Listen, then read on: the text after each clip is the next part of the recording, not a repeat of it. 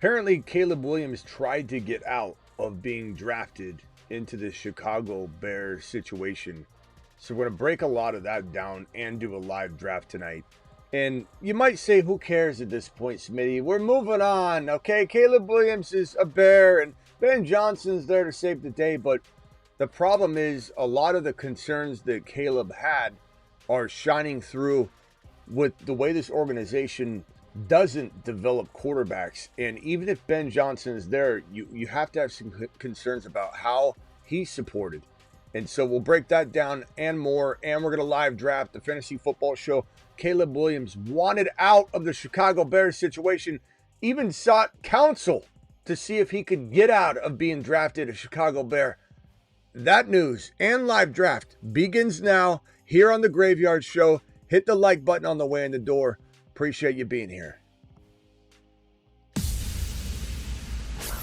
Live from the FantasyFootballShow.com studios. It's the Fantasy Football Show.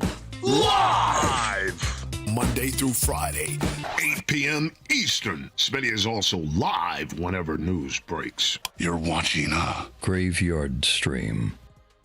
Graveyard Stream, After Dark Show, After Hours Show, doing it live show like we do every single midnight, or almost every single midnight here on the channel, especially during the season. We take a couple days off here and there during the Graveyard Show, but 8 p.m. Eastern, I'm live. Midnight Eastern, I'm live, or after. We're a little late today, I'm sorry. I'm going to try to make it at midnight to 12:15 if I can on the regular. So, Caleb Williams, none of this is good news. None of this is good news. You might say, well, I don't care at this point, Smitty. Ben Johnson's here to save the day, but this is a problem in Chicago, one that has been evident and holding back the organization for years. And so you can say things like, it'll be okay, blah, blah, blah. I get it. I understand. But here are a few things that I want to put up on screen. Number one, Caleb Williams' dad is the one that this kind of all got, stirred up via. And there was a report suggesting that Caleb Williams is proud to be a Bear from Ben Johnson, who recently went on Colin Cowherd and addressed all of this. So just to kick it off from a positive perspective as best as we can, Ben Johnson, from the jump here, says that Caleb has said himself that he is proud to be a Bear. He wants to be a Bear. Ben Johnson's there. It's all going to be good. That's the good news. That's the end result of what I think you're going to get from this little story here. As far as, and this is a different report. This is from Adam Schefter on, I think, the Niners situation. This right here is where it all kind of begins. Caleb was reportedly never told how to watch film, never told what to watch, never watched film with his coaching staff. This Bears organization, like I've said from the jump, is a Mickey Mouse organization. It's a football team run by non-serious football people trying to pretend that they're serious football people. And while Ben Johnson is a serious football person brought in from the Detroit Lions, the conversion of an offensive coordinator to OC is not, or offensive coordinator to head coach is not always seamless, and it doesn't always work. Look at Miami Mike in Miami. He's a great offensive mind, but he is a crap coach. Shanahan is proving time and time again he's an amazing offensive mind, but he doesn't handle personnel decisions and all those things well at all. So there's no telling how this ends for Ben Johnson. It could end great. It could end very bad. But this right here, this quote from Caleb, no one tells me what to watch. I just turn it on. And he watches it by himself. And I'm not saying Ben Johnson isn't here to change that. I know that. I get that. And that's good news, I suppose. But Caleb Williams didn't want to go to the Bears because they're not a serious football team. They're not serious at all. No one in this organization, which is run by Ryan Poles, is still run by Ryan Poles. Ryan Poles is the worst GM in the entire... I'm getting all choked up. I need a drink. All right, let's start over. Ryan Poles is the worst GM in the league. My mouth got so dry from yelling, I had to take a sip. I think that Jerry was the worst coach or worst GM in the National Football League. He really was. But at least he did some good things. Getting George Pickens, I feel like Jerry's turning over a page a little bit. Don't let yourself get wrapped up in the dumb clickbait stories when the NFL news is slow. How about Green Bean? We just get you out of here, maybe for good. You want to be for good? How about we'll put you in a 30-minute timeout? And after your 30 minutes, if you decide you want to come back in here and have a positive attitude, then you're welcome back one more time. How's that, Green Bean? Now, if I got Green Bean wrong, Travis, you can let me know if I misread what he was saying. It's possible he was talking to somebody else, but I don't think so. I think I remember from last night, Green Bean, this isn't clickbait. This is actual news that's relevant to the players that are involved in this situation and tied to this situation. The fact that Rome Odunze is sitting in this black hole of an environment, this whirlwind of terror, it's concerning. Will we ever see Odunze become the player he was supposed to be? I don't know. Luther Burden's one of my favorite wide receivers from this draft class, and he went to this organization that is going to potentially hold him back. How much, I don't know, but Ryan Poles is the absolute worst GM in the National Football League. He passed Joe Scheinbach. He passed Jerry Jones. He's the worst. And everybody was a scapegoat. He should have been fired. He should have been fired the moment he arrived. He's been making horrible decisions at every turn. And here Ryan Poles puts Eberflus in position, doesn't even give Caleb Williams his practically second father, who is over in Washington, Cliff Kingsbury, who was his quarterback coach his last year in college at USC. That means Kingsbury and Caleb were like this coming into the draft process. Kingsbury wanted to coach him. Kingsbury wanted to become his head coach in Chicago. Eberflus was there. You can't replace Eberflus, right? Said Ryan Poles. How about offensive coordinator? Can I be Caleb's offensive coordinator? Eberflus said, no, that is too polarizing. And Poles said, okay, we'll hire Shane Waldron, the worst offensive mind you could find, which we said, this is a non-serious team. So as much as I want to be on Luther Burden's side, and I am still, I love Luther Burden, as much, I think he's going to be potentially the number one wide receiver there by midseason. And I hate to say that about Odunze. I love Odunze, but Odunze is not progressing in Chicago, it feels like. They're both going to be possibly great. But this is just one of those situations where I feel like, Johnny, restart your stream. Everyone else has sound but you. You're interrupting the show, Johnny. Reopen your app. I don't know what's going on, but everything's fine. Reopen the app.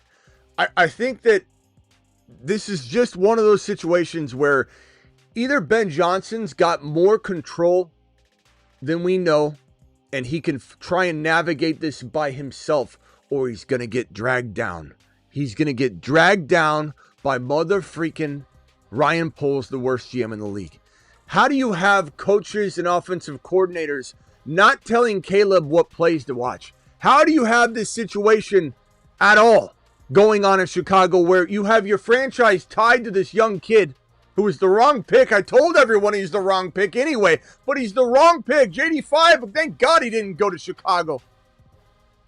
Thank God they don't know what they're doing. Thank God Ryan Poles doesn't know football. And he drafted Caleb Williams. Caleb didn't want to go. And reportedly, what was said, and we don't know exactly what's true, what's not. There's a lot of speculation. And he said, she said, a book coming out. A lot of this comes out of a book internally about what happened. But reportedly, Poles said, we're drafting you no matter what. When Caleb was trying to find a way out, his dad said, quote, this is where quarterbacks go to die, unquote, to his son. And Caleb was marinating on it. They sought out an attorney, reportedly. They sought out counsel to see how they could get out of this situation because Poles said, we're drafting you no matter what. We're drafting you no matter what. Caleb had to come to terms with it. Reportedly, Caleb eventually said, you know what, Dad? I'm going there. They're drafting me. We sought out counsel. We tried to figure out how we could get out of this, how we could do an Eli Manning thing. And this is crazy that this didn't come out until recently. This is wild we didn't hear about this like after it all went down. They kept this very, very, very tight-lipped. But apparently this situation was so bad, they sought out counsel. They decided not to go in any weird direction. Caleb told his dad, Dad, I think I could turn this franchise around. Dad, I'm going to Chicago. And his dad didn't want it. His dad said, no, I don't want it. His son said, I'm going. And that's how it kind of unfolded, just for people that don't know. And that's kind of the story behind what had happened. And here's another report that Caleb Williams sought a way around going to Chicago. This is talking about him getting potentially, some counsel involved to try and get out of it. He was supposed to go to the Minnesota Vikings, or he wanted to go to the Minnesota Vikings. This is a report here that says crazy. Caleb Williams needed to go to the Vikings, but they both knew a trade to the division rivals would be unlikely. Ryan Poles, we're drafting you no matter what. Ultimately, Caleb Williams did not want to nuke the city, and he told his dad, like almost folding their hand, let's just let me go to Chicago, Dad, when they tried to fight it. New Age Outlaw dropping 10 gifted memberships. You've just been Smitty approved. Wow. It's wild. And so here's a picture of Caleb in that Vikings jersey. But apparently, look, this is a thing where you had the Viking staff wanting Caleb wanting to go to the Vikings. JJ catching balls from Caleb could have maybe helped Caleb progress a little bit. Maybe Caleb would be a different player. But the truth is he's playing for a franchise that doesn't have a 4,000-yard passer. He's playing for a franchise that is going to be hard-pressed to develop and produce a 4,000-yard passer. I think maybe Caleb can get that number. That's not even the number that really worries me, about him getting that number, because he can throw the ball. He's got an arm talent. There's no doubt about that he has a cannon on his shoulder, but so did a lot of other quarterbacks that never succeeded. And I'm not saying Caleb's going to fail out of the NFL entirely, and he could be revived later. Maybe, a Baker Mayfield type situation happens 2-3 years down the road. I just think that Caleb's not playing for his only team. I think Caleb Williams will probably not be with the Bears in 3 or 4 years. I think that Ben Johnson will eventually get fired, and that's unfortunate. I think that there's a lot of, drama, as some of you have just said. I'm reading some of your questions. Drama that comes with Caleb Williams altogether, just by being Caleb, and the way that Caleb brings, his weird, things that he, brings to the table into this situation, on top of the fact that this organization doesn't know how to develop quarterbacks.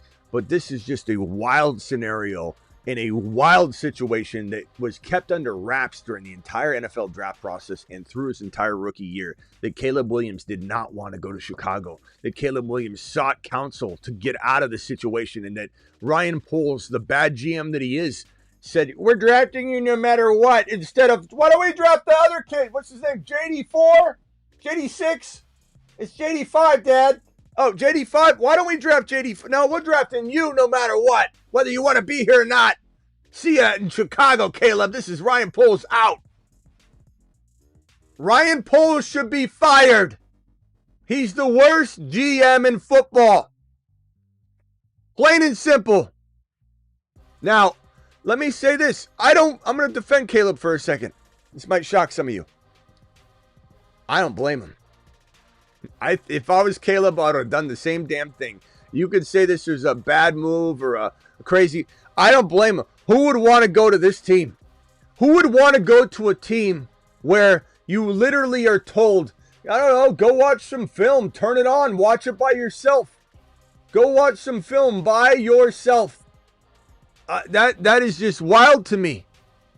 Ben Johnson again went on Colin Cowherd and said that, the past is the past. He did acknowledge that there was some of that going on. He didn't deny it or anything. He just said Caleb Williams is proud to be a Bear. And maybe he didn't want to be a Bear before I showed up, said Ben Johnson in so many words. But Ben Johnson looked at Colin Cowherd with confidence. And I like Ben Johnson a lot. The way he talks, he's very eloquent.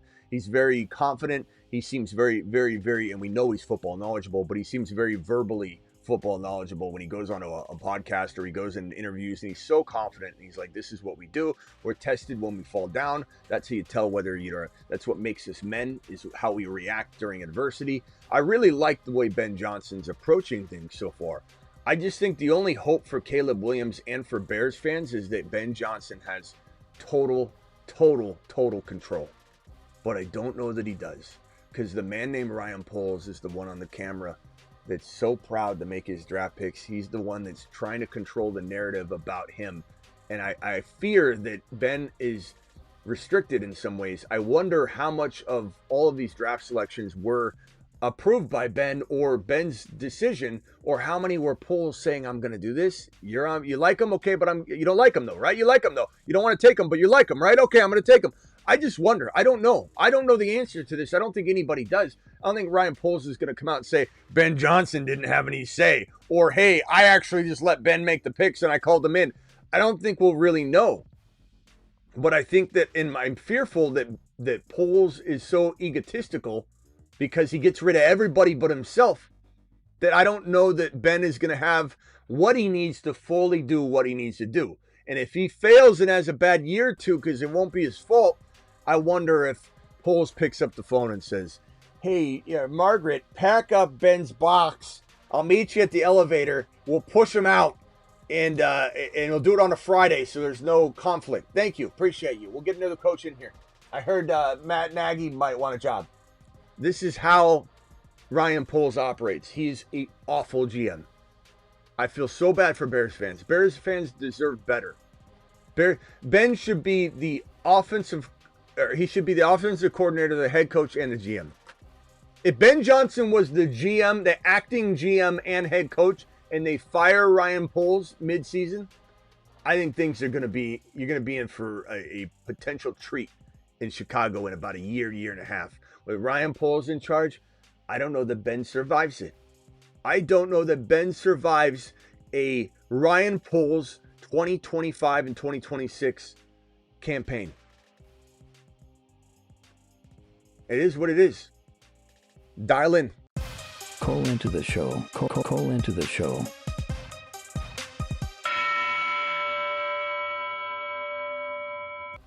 Dial into the show. I'd be very interested to know what your thoughts are. I know I sound very pessimistic today. We've had several things kind of feel a little bit negative today. The getting down on the Niners and their situation, not because of Brock Purdy necessarily, not because of anything other than the fact that this is just one of those situations where I'm not a fan of the way the Niners operate in the offseason. And I'm very proud of the Niners for paying Brock Purdy early. Like, if that was what their intention was, and it was to pay Brock Purdy, it is actually nice to see that the Niners, John Lynch and Kyle, actually pay him early. That's great. I just don't think the decision to pay Brock Purdy it made sense from a business perspective, because you could just wait. His contract's not up. It didn't need to be done. You could have just kept the team you had instead of dismantling the whole thing. When your window was still open, it was closing, but your window was still open. You dismantled the whole thing and gave Brock Purdy. You put Brock Purdy on a credit card. The franchise, I don't know if anybody watching, all of you know this, but they sold 6 to 7% of the franchise yesterday to get like $500 million so that they could pay Brock Purdy. So you're essentially putting Brock Purdy on a credit card. You essentially sold part of your organization, 6 to 7%, to get Brock Purdy's deal done. And it doesn't make a whole lot of sense. So it's going to be interesting to watch the Niners and how they're reloading / rebuilding, and the Bears, how they're trying to repair the damage done by Ryan Poles last year and the way he set this team up to fail. This was supposed to be the best situation a rookie quarterback has ever been handed, and it was one of the worst unfoldings of a hyped up situation that we've seen in quite some time. Kevin, you're live. Go ahead.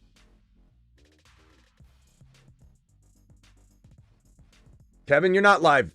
I don't know if the phone line was working. Let's see. Let me play Denny's message and see. It's Suns are up by 11, just like I thought they would. In the third, 6:59, man. Something's up by 11. That was yesterday's message from Denny. Phone line's working great. Let's try this one more time. Kevin, you are live. Go ahead, Kevin. Hey, this is not Kevin. I don't know how you got that name, but this is Jonah. That is what it says. But go ahead. What's your name, bro? I don't know. It's my first time calling in. What's your name? Jonah. This is Jonah. Okay. Jonah, what can I do for you? You're live. Yeah, man, this is kind of crazy. I just I'm in like a 4-hour Dynasty Superflex, and I got Caleb Williams as my second quarterback. And this is kind of crazy, man. Like all this stuff coming out, I'm like, dude, I don't like that attitude. That doesn't sound like someone that's gonna win and like get better, you know. So what? Yeah. Well, there's two things I happening. should trade him. Well, I mean, I never would have drafted. I mean, if you've been watching me, you know not to draft Caleb Williams. But yeah, I know you weren't high on him. Yeah, but what I'd say is this: in part, I don't blame him in some ways not wanting to go to this pathetic organization. Not that the fans are pathetic. I love the Bear fans; they deserve so much better. So if you're a Bear fan and you heard that and that hurt you, I don't mean that. I'm to you. I think Bear fans deserve so much better. You deserve a 4,000-yard passer. Mm-hmm. You deserve a GM that understands that Ben Johnson should be the GM and head coach together. It'd be a wonderful way to repair this organization. Give it to somebody that is going to make good decisions. But Ryan Poles is a disaster. So in a way, I don't blame Caleb in a way, but it is a bad beginning of a career when you come out with all the other things that Caleb did. Like, oh, I'm going to win 6-7 rings. I want to start a business for investments for all players so I can be an investment firm. This guy acted like he had already been in the league for 5 years.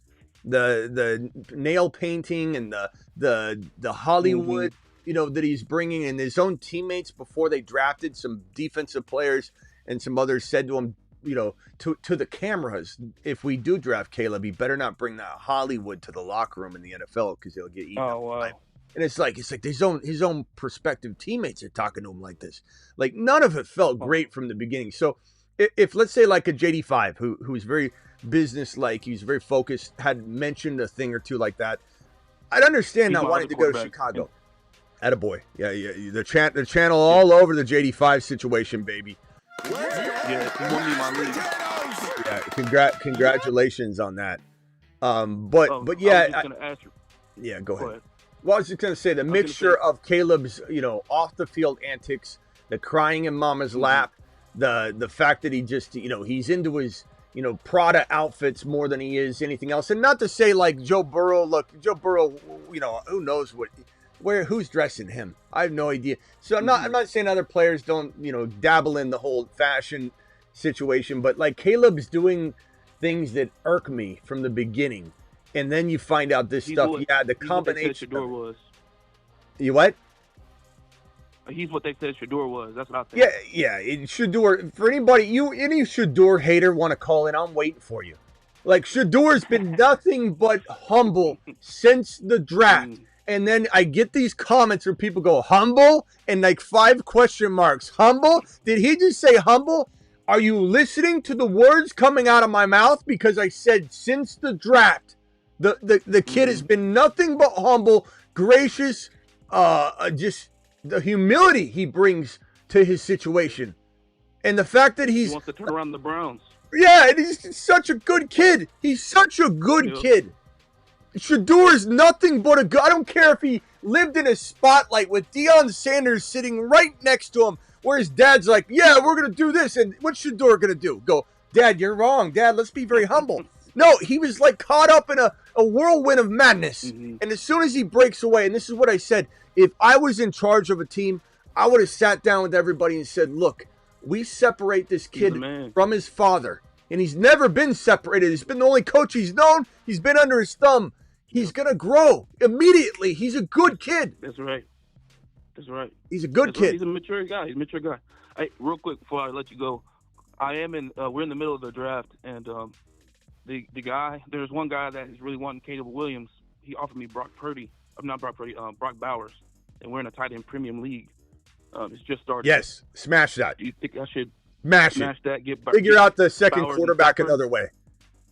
You got Stafford? Well, I was going to get Bowers and Stafford from him. Stafford and Bowers Maybe try to get crushes Caleb Williams. Bowers alone crushes Caleb Williams, bro. You smash that trade and you do it immediately.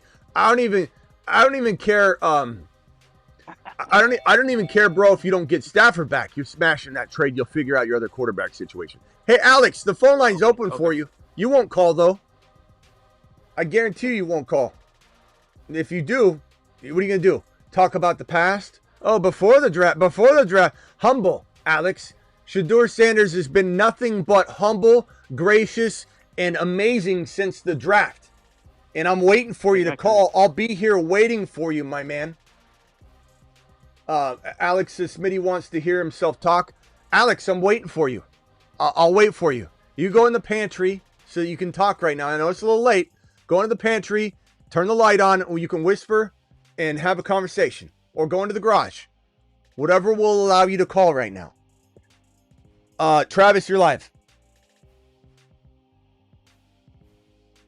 Hey, yeah, so it's funny too. It's like Foles got his ego held up when they were so determined to say, "Oh, we're going to draft Caleb no matter what."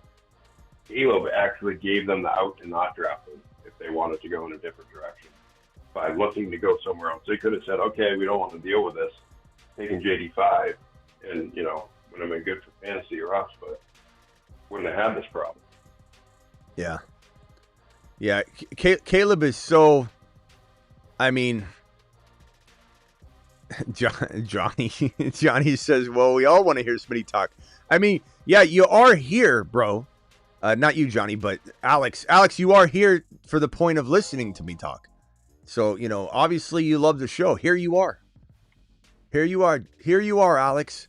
Like Johnny just said, you're here just wanting to consume. So, apparently it's working for Alex. Go ahead, Travis, what you were just saying. He's saying he doesn't have the number now. They never have the number. All right, here you go. They want to call in. Call into the show. Call into the show. There you go. Climb in the pantry. All right.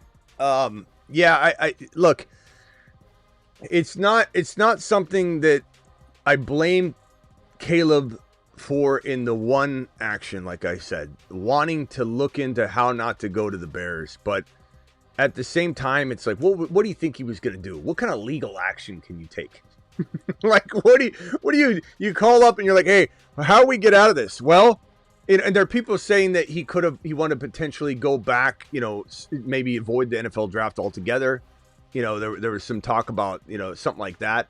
And it's like, you can't do that. Once you declare you can't go back to college, there's just a lot of funny things to this report. Like, what are you really looking into? How long did it take you? How long of a phone call was that when they're like, hey, Steve, how can we get out of this? Like, well, you can hold the jersey up and smile next to Ryan, or next to the commissioner, and then you can tell them you're going to hold out unless they trade you like Eli Manning. Like, what do you want from me? How am I supposed to advise you out of this? Hey, you can't draft me. Like, what? They're going to draft you. Ryan Poles said, we're drafting you. So, just crazy, man. But again, in a vacuum, you can't blame Caleb because look what happened to him. Look what happened to him. They essentially sent him into a film room. Actually, they didn't send him into a film room. He went into the film room by himself and turned on film, and no one there would watch film with him, tell him what to look at, help him watch film. He just went in there by himself and watched film. It's just such a disgrace the way that they continue to run this business over there. I mean, Caleb deserved better, and that's coming from somebody that doesn't even like him as a prospect. I don't dislike Caleb. There's room for everyone to succeed in this world. No one has to be held down. Everybody can succeed, but it's my job to identify what I believe people are overhyping so that you don't lose your league. Now, I believe we have the pantry artist on the phone. 219, is that you, pal? Is this you, Alex? Yeah, what up? What's up, Alex? Tell me how I'm wrong that right. Shedeur hasn't been humble since the draft, because that's the exact words that I said over and over and over? Do tell. Shedeur being humble. I'm talking about Caleb, but if you want to talk about Shedeur for a second, he has in no way been humble. He turned humble after the draft, after he got all the flack for That's what I said. So arrogant. That's what I said. And then we'll jump to the second point. But you're saying he's humble now. Yeah, that's fine. He is humble now. Bro, but I knew is you. it, I knew. Is it, Look, is I it knew. genuine? I knew Is you it were gonna genuine? fold. Or is it because he took all that flack? I knew you were gonna fold. As Is soon it as you genuine, got or on is the it because he phone took all the flack? Like, I if you're knew gonna be to fake about it, like that's like a one chair thing. as soon as you got on the phone line, because everything I said about being humble was all about Shedeur Sanders after the draft. You get on the phone line and you essentially just agree with what I just said. I'm not agreeing with anything that you're saying. Yeah, you are, because you just said after the draft he's been humble. That's the only thing I said.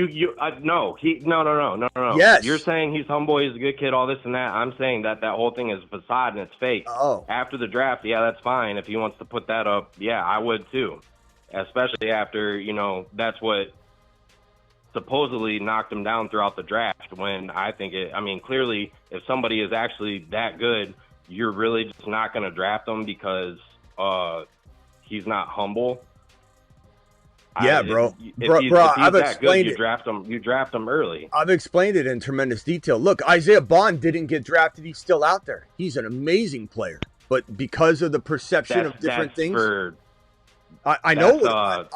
Actual case. I know it is a case, but I'm telling you that there are reasons why the NFL. Let me ask you this: why did not one single team even consider going and getting Lamar Jackson when he was on a 2 franchise tag tender? They didn't think he could throw. They wanted him. They thought he was going to be a wide receiver. They didn't believe in his arm talent. No. When he was franchise tagged by the Ravens, just his last contract that he just negotiated, the Ravens franchise tagged him. This is just recently. I'm talking about beforehand. Bro, I thought you were talking about when he was drafted. No, I know, I understand, but I'm trying to tell you what I'm saying is just because no teams went after him, they were all right because 31 teams didn't want Lamar Jackson on the franchise tag and give up 2 first rounders. You could go back in time. I mean, he went at the end of the first? Every team just like Jalen did. Every team that needed a quarterback or needs a quarterback, if you could go back in time, would take Lamar Jackson for the 2 first round tender. Every single team would. Were they right because they all passed on it, or were they all wrong? So you saying because teams passed on Shedeur, that makes sense? It doesn't. I don't care what teams did or didn't do. The teams are wrong. Why do you think I rant on this every single day? All 31 teams made grave mistakes through 4 rounds. This kid could have been had in the 3rd round, the 4th round, but everybody kept punting it. We'll see. We will see if that does hold true. Of course we will see. You may be right. You may be right. But the fact that I said from the beginning, but keep in mind, you misheard and you called in and you kind of were all over the place. I was calling it about the Caleb situation. But I didn't say Caleb. I just commented also about the Shedeur. Okay. No, I was commenting. Almost all of my comments were about Caleb. I know, but you was said when we were talking about Shedeur, and I made a few comments about Shedeur because I don't. And believe I said Shedeur was humble I think since he's a the decent draft. Quarterback, but he's been humble since the draft. You can call it a facade or think he's pretending all you want. Every time the kid's been on camera, even before the draft, I develop an opinion about people just like you do. He's a humble kid that was trapped in a spotlight that his father overshadowed like crazy. I could just flip it and say it's the same thing with Caleb. How you say this and that about Caleb, it's the same thing with Shedeur. Like, you have your opinion on Shedeur, I have my opinion. Right. Same thing with Caleb. Okay.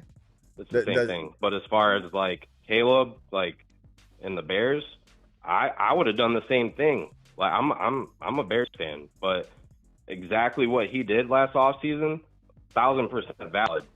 But I think what does get overlooked in this situation is the fact that Caleb, everybody wanted to talk about the painting, the fingernail painting, the Hollywood, all this and that. What they forget about, look at his numbers, look at the trash O-line and the horrible situation he was in, watching film solo, with all those disadvantages, put up the numbers he did. Didn't say anything. Get sacked, holding on to the ball. And mess up, but hold on. Hold on. Didn't want to disrupt everything and burn the city down. mid-season and cause an even worse collapse and took his licks. To me, that says more about his character than anything. Than Shedeur complaining about his O-line last year when he was in college, calling them out in the media. That says a lot more, you know. Well, me, you can say that Caleb's got talent. Caleb's got an arm. Caleb does come into the NFL with some upside, no doubt. But the bottom line here is he's in an awful situation, and I agree. I even said that if I was him, I don't blame him. I think his situation is much more improved than bro. last year. He also walked into the best situation anybody was ever going to walk into in their entire life. So part of me does believe that part of this collapse was related to Caleb's play because Caleb didn't play great in a lot of ways. Bro, Caleb was awful in like the first and second quarter when he had to play inside the pocket and structure. The only time Caleb got his numbers beefed up were when the team was losing. They punted over and over and over. Remember Caleb texted his punter, "You won't have a job here. You won't have to punt a lot now that I'm here." Caleb ran his mouth 10 times more than Shedeur Sanders ran his mouth. Shedeur Sanders isn't run his mouth at all compared to what Caleb has. Caleb talking about owning all these investment firms and having 6 rings and that he should own part of the team. He should have part ownership in the team. Shedeur is nothing compared to Caleb when it comes to running your mouth. So 100% disagree with everything. Caleb has more talent than him. And no, you did. What do you mean he has more talent? Shedeur said he's going to change ball more than anybody in the league and be legendary. Bro, he's talked as much trash pre-draft as Caleb Williams. Do you know that the Bears' offensive line actually wasn't one of the worst in the league? It wasn't even close. The production. The whole line thing. Anybody who actually believes that, bro, are you gonna let me talk? Are you gonna let me talk? The O-line. The Bears. Oh, are you gonna let me talk, bro, or do I just have to disconnect the call? Because you literally will talk. I let you talk. Okay, fine. I'll hang up on you. I thought you wanted to have a conversation, but you're gonna be a total douche about it. Then we'll just hang up the phone. What I was trying to tell him, everybody that thinks that Caleb Williams had this awful offensive line, was it the best in the league? No, it wasn't. But he held on to the ball more than anybody in the National Football League. He was sacked more than anybody in the National Football League. It wasn't a good offensive line, but it was nowhere near the worst in terms of the measurements that are taken on an offensive line's production. And all of the sacks that Caleb took, a majority of them happened outside of what you can pin on the offensive line. He held on to the ball. He kept trying to extend the play instead of throwing the ball away or doing this or doing that. And the offensive line production was I think PFF did a grade on it. It was in the top 15. The offensive line for pass blocking was inside the top 15 last year. It's because he got sacked more than any other quarterback. Everyone just assumes it's the worst offensive line in the league. Caleb Williams helped perpetuate the narrative that this offensive line was the worst in the league. That's what people don't understand. That's what people don't understand. Caleb getting sacked more than anybody in the National Football League had more to do with Caleb than it did the offensive line. Plain and simple. I tried to tell Alex that, but he didn't want to listen. So he wanted to be hung up on. He said, "Go ahead." So we did it. Some people don't listen. Let me get DJ in here. Hold on one second. And as for Shedeur, these Shedeur haters, it makes me happy. It makes me happy because I can't wait until Shedeur proves so many people wrong. And it's early, you're in shorts, I get it, but Shedeur's bringing the attitude. He's been by far the best quarterback in camp. I think he's going to win the job, or at least win the backup job, and then we'll see how long it takes him to want to insert him into the lineup. But this is going to be Shedeur's team. Now, whether he becomes an amazing player or not, that is to be determined. DJ, you're live, and then I'll go back to Travis. And then I think we got another couple people on the phone line, but go ahead, DJ. And this is why we watch, man. This is the best fantasy show on the planet. We do what we can. Regardless of opinions and differences, it's awesome. But what are we talking about here? This is. Let me start backwards.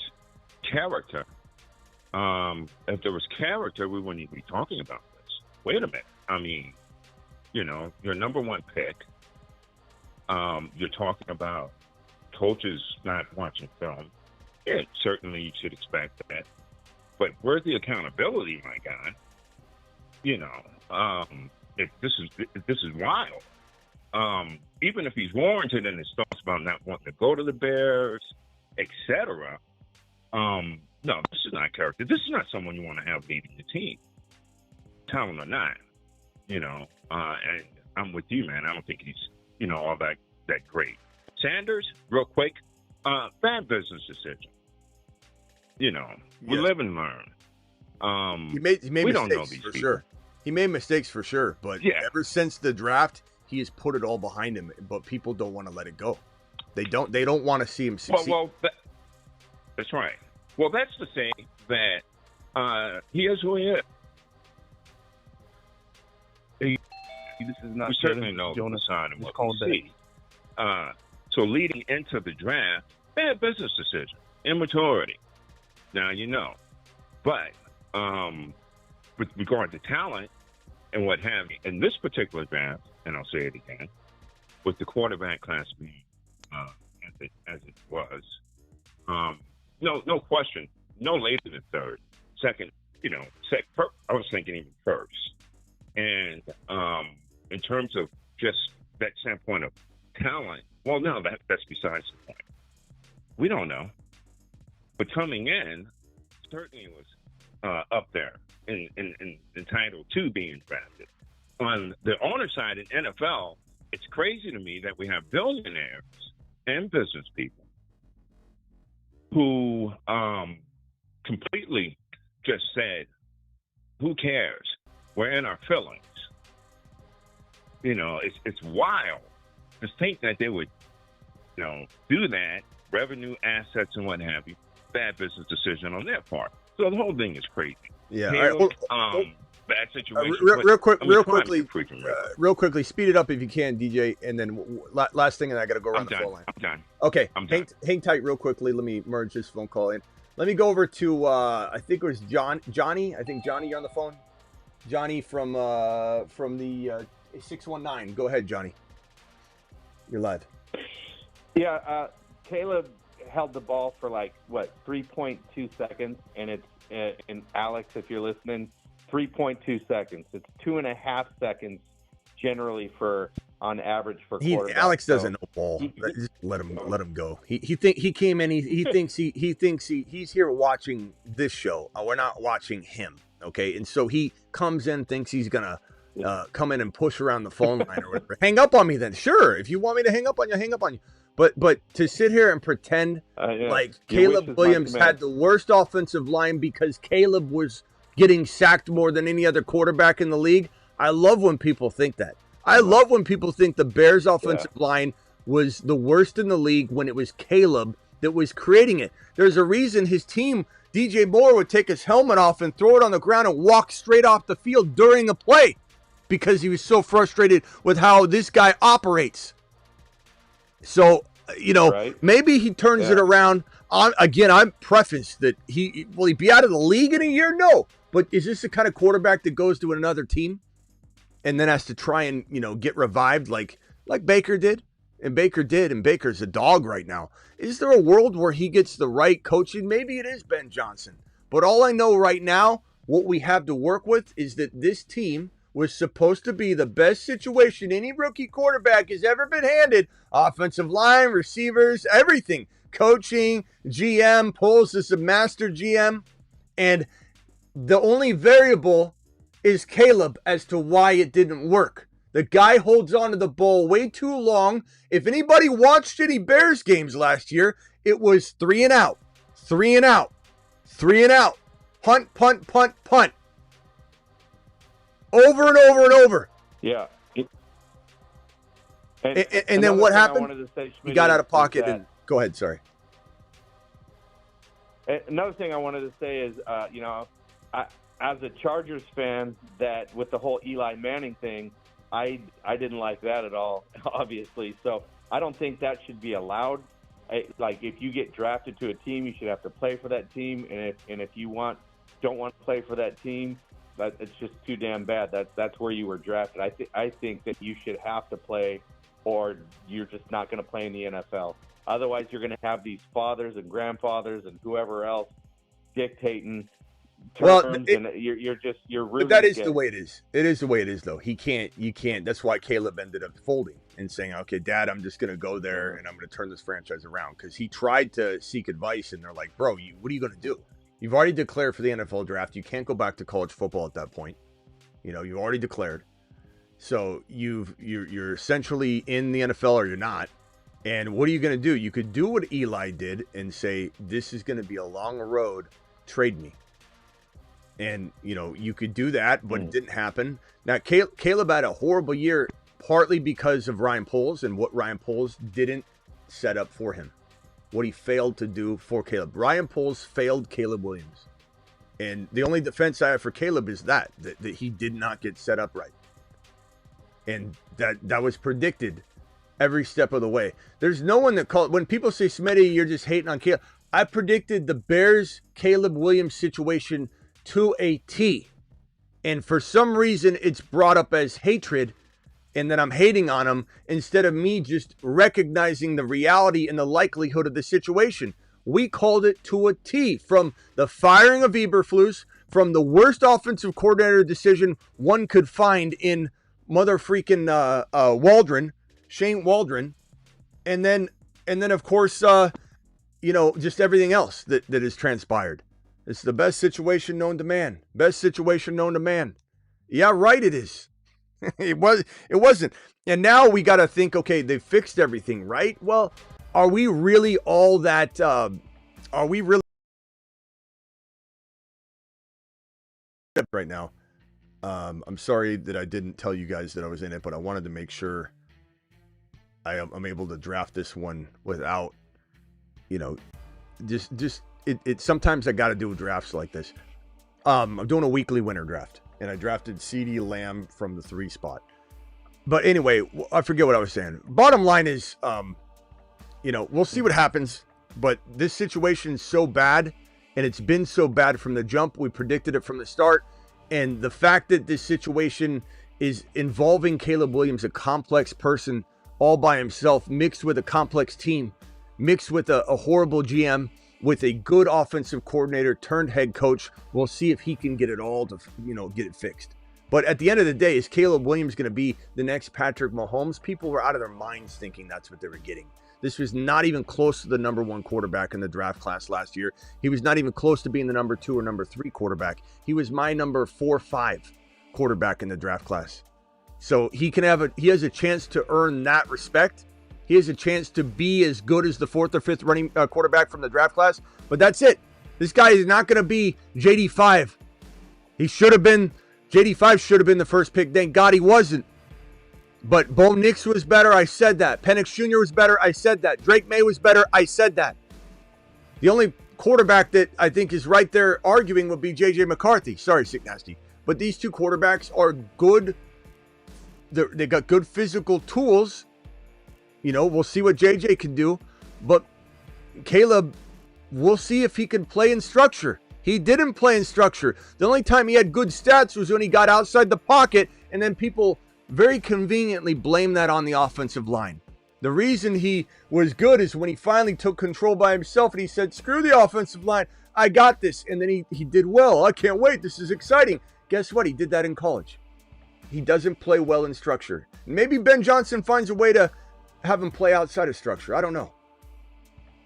We'll find out. CeeDee Lamb was my selection. We're all the way down at the end, coming back in the second round. Real quickly, what else were you going to say, bro, Johnny? And then I'm going to go to another caller. You can hang tight on mute, but I thought we were going to do a draft together. I thought we were going to try to get we were going to get in on it, and that didn't happen. I was bummed. Well, I might do another one right after this, but I got to do some drafts without you guys. Otherwise, you don't get to see me employ a strategy. Last thing I want to say real quick, and we can talk about it in Patreon, but I'm the 13th man in the Mars bin. I'm still not in that one. The Mars. Okay, yeah. Email me and we'll make sure you got the right link. Just email me again from the email that you sent me last time. Gotcha. Okay, mute real quick, and then I'll go over to Kevin or 615. And then this is Joe. You can call me Jonah. I don't know why it says Kevin. I don't know why either. Go ahead, Jonah. What else you got? I just call back. Say I did it live. I traded Caleb Williams and Tyler Warren for Bowers and Stafford. You traded Tyler Warren though. Yeah, but I have Colston Loveland already, and I just drafted. But that was a different trade than we discussed, though. Just so you know, it was different. Definitely. Okay, I just felt really good about my tight ends. All right, let's break it down real quickly on the board. You said you traded Caleb. This is a tight end premium super flex. Caleb Williams, yes, and Tyler Warren for what? Yes. Stafford and Bowers. Bowers. Okay. I still like it, but you definitely were ripping him off earlier, and now he's trying to get a little bit more whole. Yeah. I still think Tyler Warren's good. He was. Yeah, Stafford I like better than Caleb this year, so that alone was great. And Bowers in a tight end premium is gold, like straight up gold. Like you still got him. Nice work. Okay. Yeah. Okay. All right. 85 is my other quarterback, so hopefully I'm still. Yeah. And then do you have another? Would you have another quarterback at all? What about Milroe? Can you get your hands on Milroe? Can you get like Fields? All those guys are gone right now. Yeah, but can you make a trade? The only one left is really Rodgers. Yeah, I can make a trade. The guy's try and get Milroe. Trying to get me. I don't know why, but he wants to try to give me Ward. This guy, he's talking about trying to give me Ward. So get Milroe on the cheap, bro. Milroe cheap, okay. Yeah, Milroe on the cheap. All right, bro. Appreciate you. Later. All right, appreciate it. A nice trade. All right, I'm on the clock right now. JD5 is there. He just got taken. McBride is there. This is weekly winners. I'm gonna go McBride here. I'm gonna go with the total balanced attack. It's weekly winners. Every week, the winner from the team you draft without ad drops or trades or anything, the winner, the first place team out of all of the entrants gets $20K every single week, and it resets every week, so there's no carryover. If you guys want to try this as well, Underdog promo code Smitty, hit that link. I'll drop the link in the live chat. The link's in the description of the video. Here is the link right there. Smash it. And so CD, Bucky, McBride. So we'll keep tabs on that. Travis, go ahead. You're live again.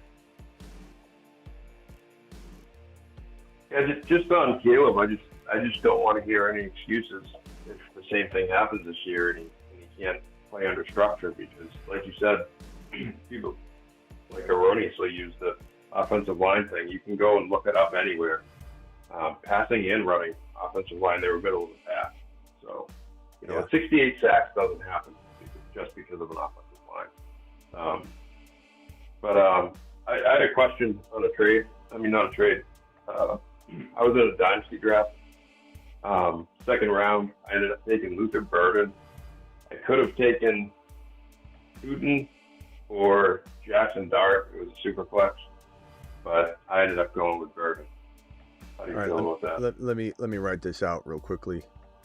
So you took Burden over. It's a super flex, you said? Yeah. And Dart was there. And Milroe's gone, or Milroe's there? No, he's gone. Okay, so Milroe's gone. Dart is there. You took Newton would have been the only other guy. Burden had a lot of interest. Yeah. So Burden and Tootin. Yeah, I mean, look, I love both these guys, but this guy is currently, and not to say that can't change really quickly, but this guy Tootin is in the backup role right now. Burden is not on the back burner. So this is the more productive player now. But, this could change. Tootin could. I just think Tootin, he's still got a lot of talent there to fend with. But I do think that this is a very close call. I could have gone either way on, but I probably would have went Burden. I think he's probably he could have been the second or third best receiver in this class. I just hate his situation. It's where Adunze went. It sucks that Burden was in my top 2 to 3 for top ranked wide receivers in this draft class. I like Ibuka and Burden about the same. I love Hunter above all other wide receivers. I had Hunter and a tier break. And then Adunze was one of the top 3 It was MHJ, Adunze, and Neighbors, just absolute, amazing trio of wide receivers. And then both of them end up going to mother freaking. Let's see here. I'm on the clock. Travis Hunter or Burrow. Ugh. I'm going to go Hunter here. Travis Hunter here. I wonder what's the quarterback ADP looking like. So we can get back to this pick. Yeah, so there's no way Mahomes is going to make it back to me at 70 with the weekly winner ADP. So I've got to decide if I let Mahomes go and head in the direction of grabbing. Did Mahomes just get taken? No, yes, he didn't. Okay. So I got to go Mahomes here now if I want him, or I could take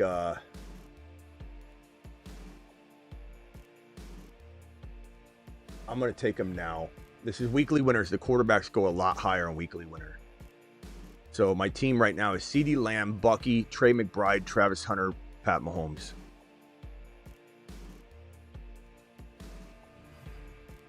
Good spike week potential between those. Those are all ballers. They could have the big spike games.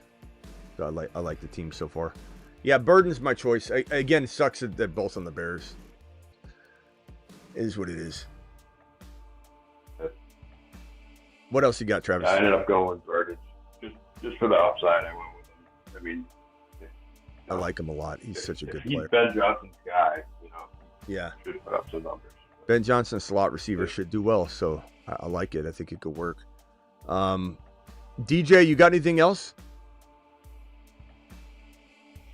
Yeah, question. I tend to have a challenge valuing quarterback at ADP.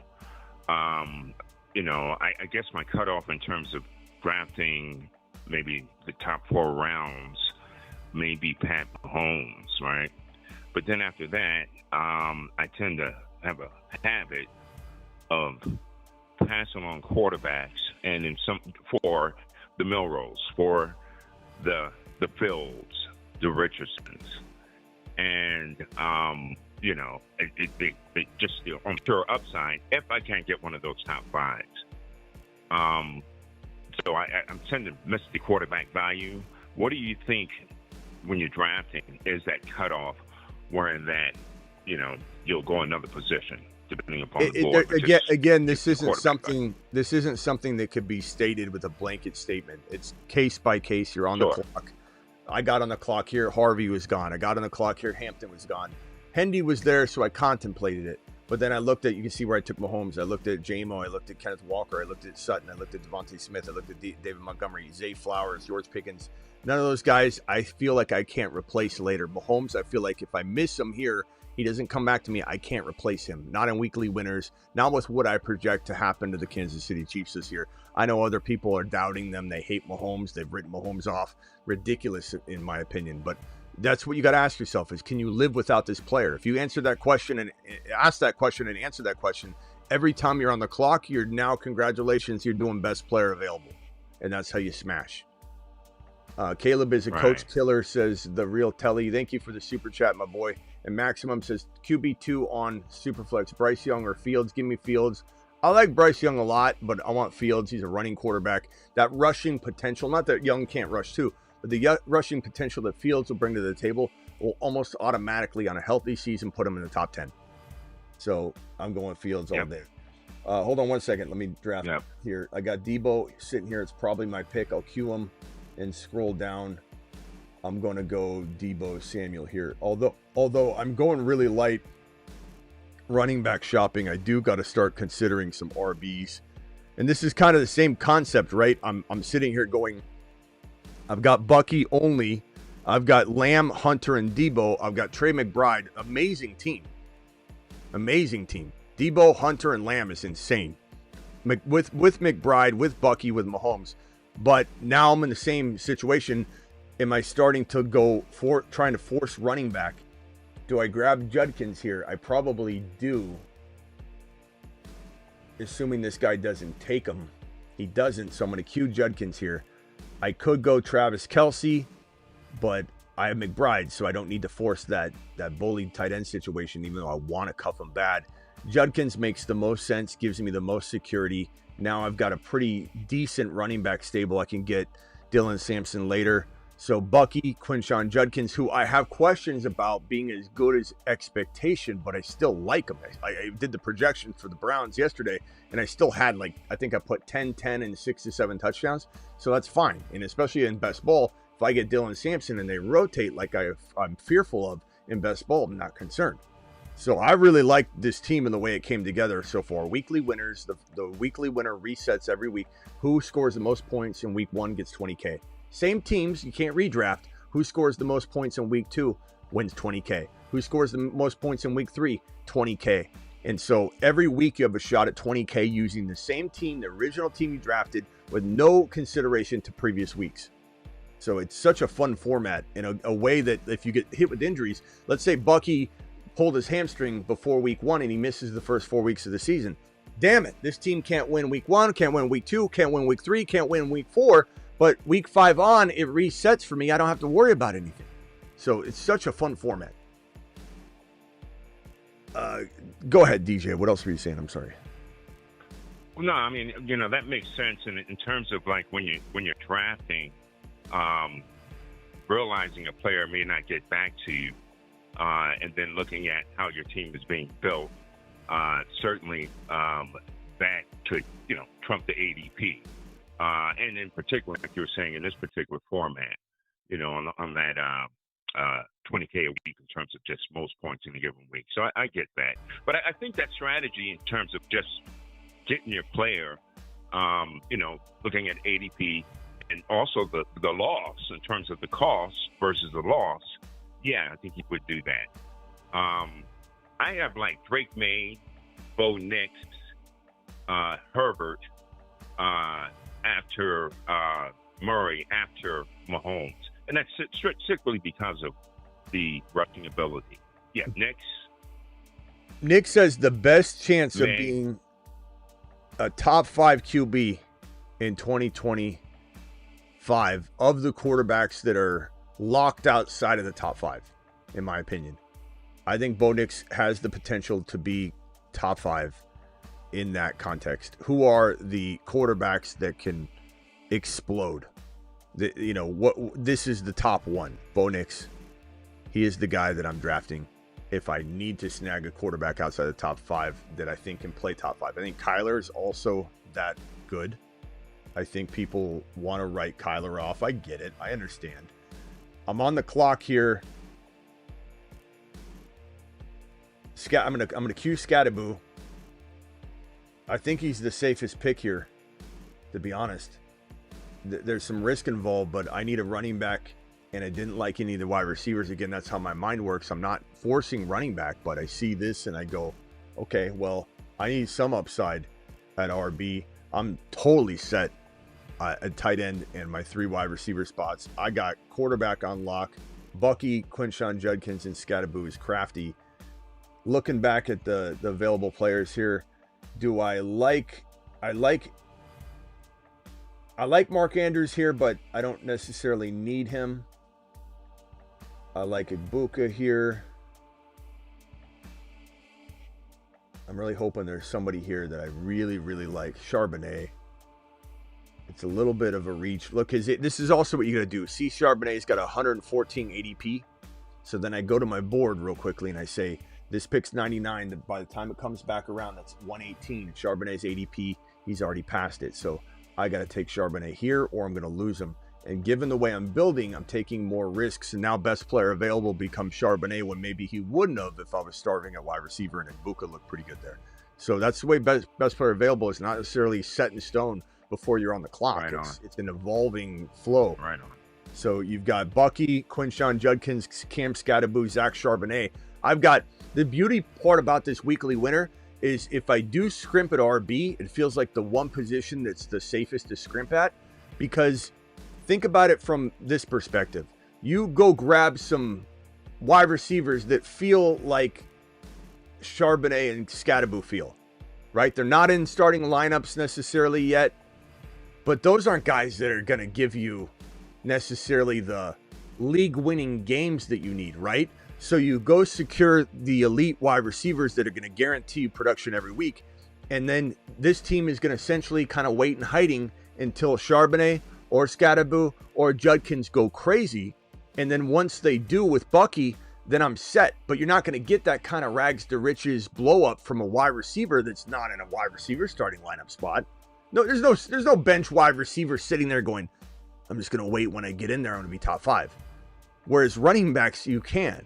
So I feel like zero RB and hero RB in weeklies is so much more powerful than it is in other non-best ball formats.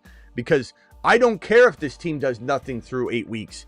If Charbonnet, Scadaboo take until mid-season to pop off, this team could win $20,000 the moment Charbonnet is a top 5 running back. This team could win $20,000 the moment Scadaboo is a top 10 running back. Or Quinshon Judkins outperforms my expectation and is a baller. Or I cuff him to Dylan Sampson later. And so we'll see how that looks. But that's kind of my thinking with weeklies is go light at running back. If you want to ever do that, do it in weeklies. It's so fantastic. I know. I get that. All right. In terms of the quarterback ranking, after next, who do you think you might have? Kyler.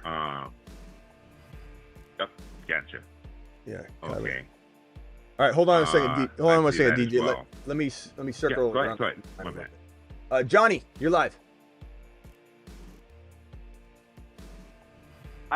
Dude, what's the deal with the point system? I thought the running backs scored more points than the receivers did. Is that not true? Well, it's 0.5. So it depends on the receiver. It depends on, but quarterbacks score a ton in this format. But you can see the projection right next to it. Huh. Hold on 1 second, my guy. 1 second. All right. Do I go? I'm gonna go. These receivers aren't. I mean, I like Jaden Higgins a little bit, but I'm so loaded at wide receiver. I'm taking my shot. I'm gonna take my shot at loading my running back room up. And of course, I want other wide receivers. But if I'm winning 20K, I'm winning it when these 3 wide receivers are balling. I'm not going to leave myself in a bind if one of them gets hurt and then I don't have an extra player to go in and I lose because I didn't have a 4th wide receiver. I'm not saying that. But right now, I'm just going to keep cleaning up on positions of need. And the only position of need really in the lineup is going to be this RB. If I get Tootin and then I grab Bigsby later, and let me just make sure I got Bigsby. I got Garendo here too. Bigsby right there. I'm going to do a wild weekly winner build here. Tight end, I like likely a lot. I'm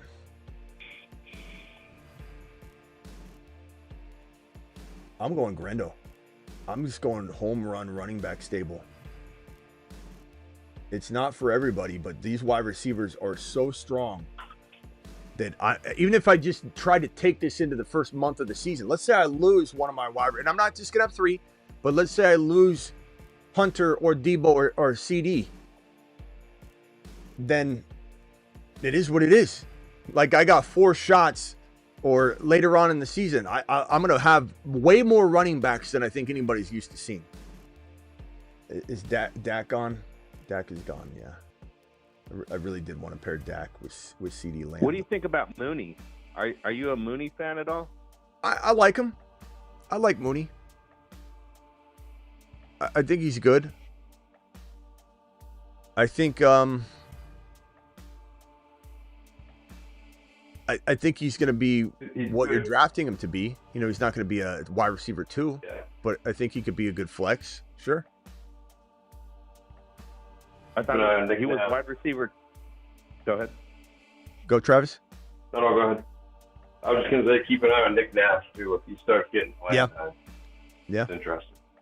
Nash. I mean, there's a lot of mouse defeats. You got Bijan catching passes, maybe at a higher clip than Mooney. You got Kyle Pitts, who I know he's been disappointing, but he could compete with Mooney being a higher target share guy. Probably not, but I'm just saying. And then you got London. It's definitely an offense where he could do well. But I like Mooney more in best ball, where you get a big week out of him from time to time versus counting on him weekly. You know? Okay. Yeah, I'm still learning all this stuff, man. We all are, bro.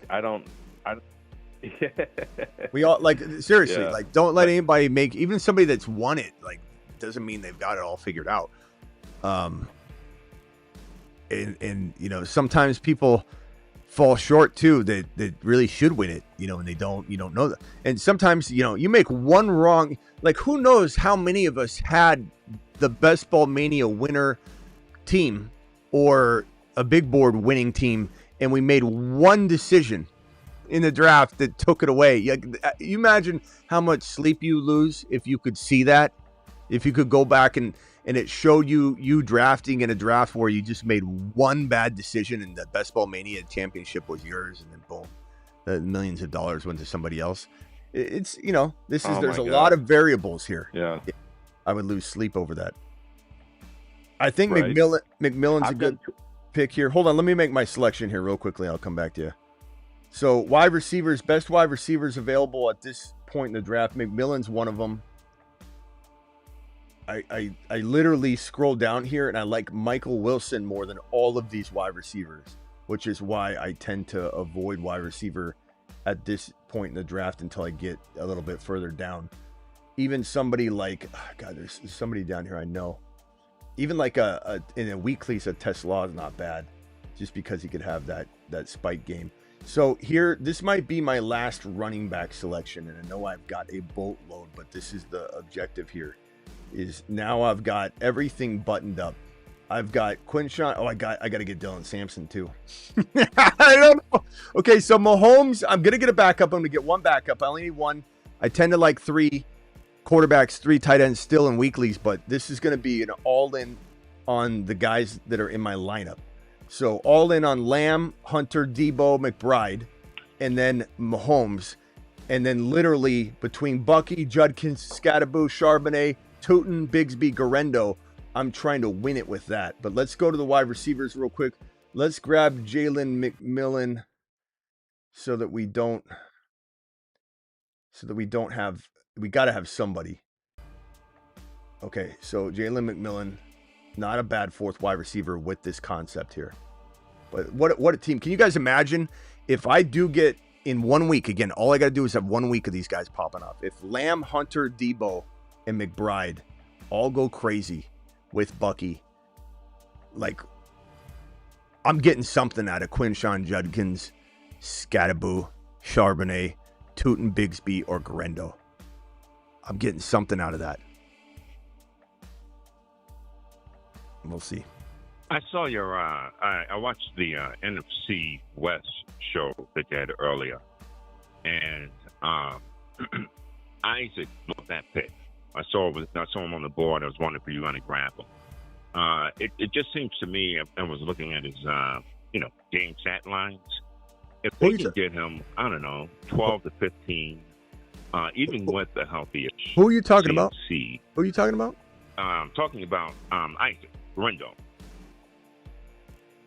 Okay, Isaac yeah. Garendo. Yeah, love him. Yeah, love the pick. And the thing is, explosive, great, should have monster weeks.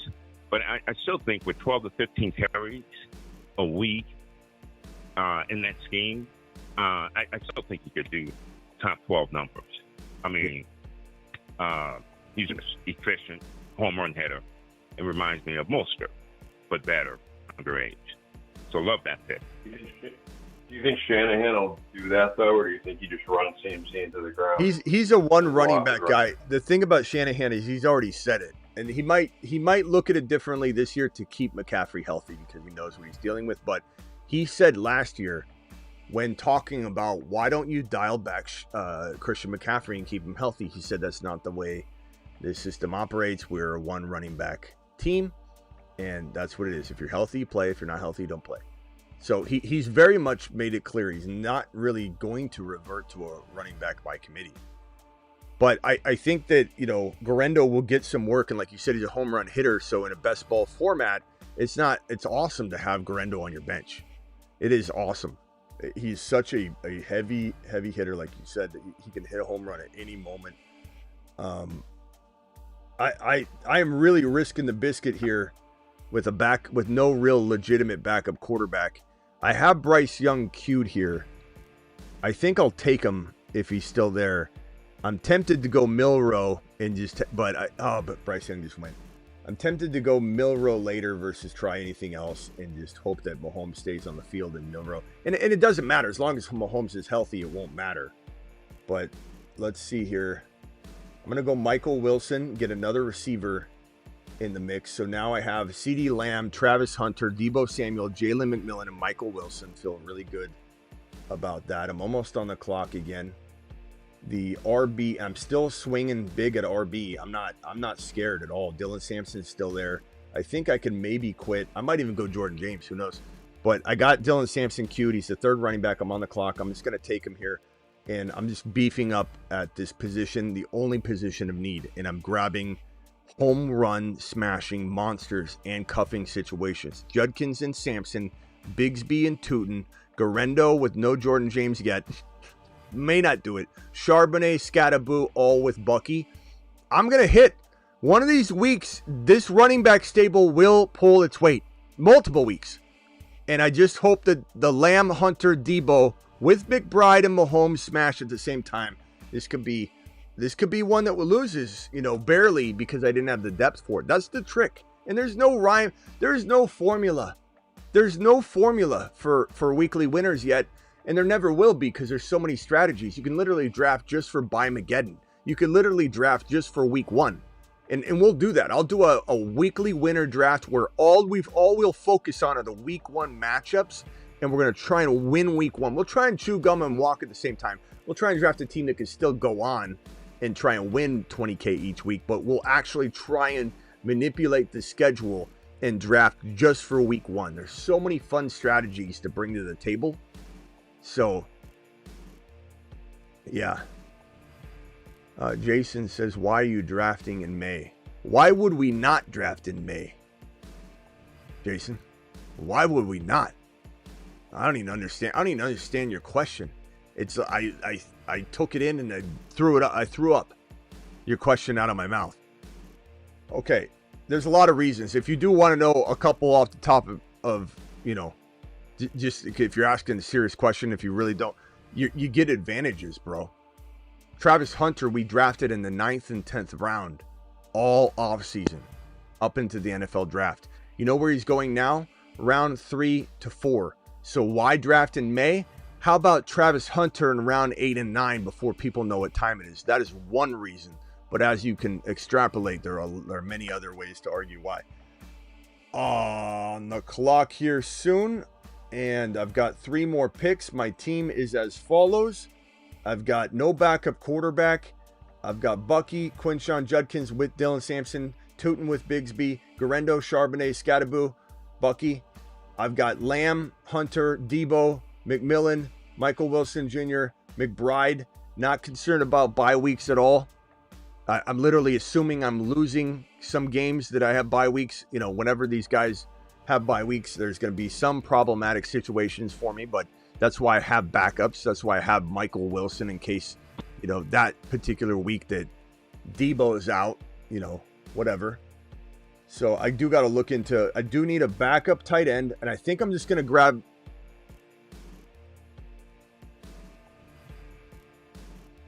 let's see here. I think I'm just going to take a swing at Fannin later as my only backup. I think I'm going to take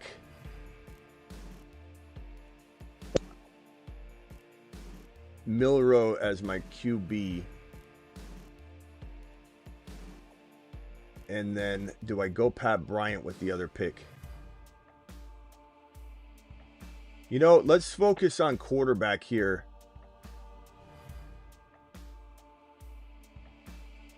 I'm going to take Aaron Rodgers here just so I have another quarterback. Like, God forbid everybody blows up and Mahomes doesn't or is on a bye or something. He could retire. Who knows? But having somebody else there, and that won't even be my only quarterback. I think I'm done drafting running backs and wide receivers. Not a deep wide receiver crew, but I'm banking on hitting these other things. And I just want to protect the other pieces that potentially could hold the team back from smashing. Like, I have enough wide receiver. Let's go with I'm going to go Milrow here. And then now I have to just decide, do I want to bank on McBride staying healthy all year and get another receiver? Probably not. I think I'm going to grab another tight end. I think it will probably be, I could either go Noah Gray or Fannin. What do you guys think? In this situation, would you rather have Travis Noah Gray to cuff to Mahomes, or Fannin, who can stand alone, maybe pull his weight, but maybe not play? We don't know when Fannin's going to get in. Yeah, it's weeklies. I'm leaning Fannin. But I roll the dice on Fannin. Yeah. Weeklies. What do you think about this running stable, though? Bucky, Judkins, Dylan Sampson, Scattaboo, Charbonnet, Tootin, Bigsby, Garendo. Kind of wild. I like that. Yeah. A lot of upside. Tons of upside. Oh, yeah. Oh, yeah. I mean, I already have a running back bias, but some home run hitters. I'm gonna smash it, RB. Even Bixby. Yeah. Yeah. Imagine if Tootin gets in there and he's the starter, and imagine if Charbonnet's starting or whatever, and I got Bucky, and I'm just every week smashing. I think I'll have, if there's a bye week for my wide receivers. You know what I'm going to say? I think my flex will be running back every time. Probably. Yeah. Once things get going. I mean, maybe it. I can't wait to see if they project me to like the 2,200 range. I bet you this is going to be a very low projection. I bet you they're going to hate this team. Oh, wait, it does it by weekly projection. So I bet you it's in the 70s. I bet you maybe worse. I don't know. Maybe not. I don't know. Let's see what it says. How many points per week is this team going to score? Let's see what it says. There's so many rookies and such. It's probably going to give me a very, very low score. Milrow, they're not going to give me credit for that. Scattaboo, nothing there. Tootin's going to be concerning to them. Dylan Sampson will be concerning to them. Yeah. All right, I'll just leave this here. You know, I kind of wish that I made room for in weeklies, not anything but weeklies, is Tesla. He's kind of interesting. Just because you could have one or two really one of those exciting games where people get behind him, but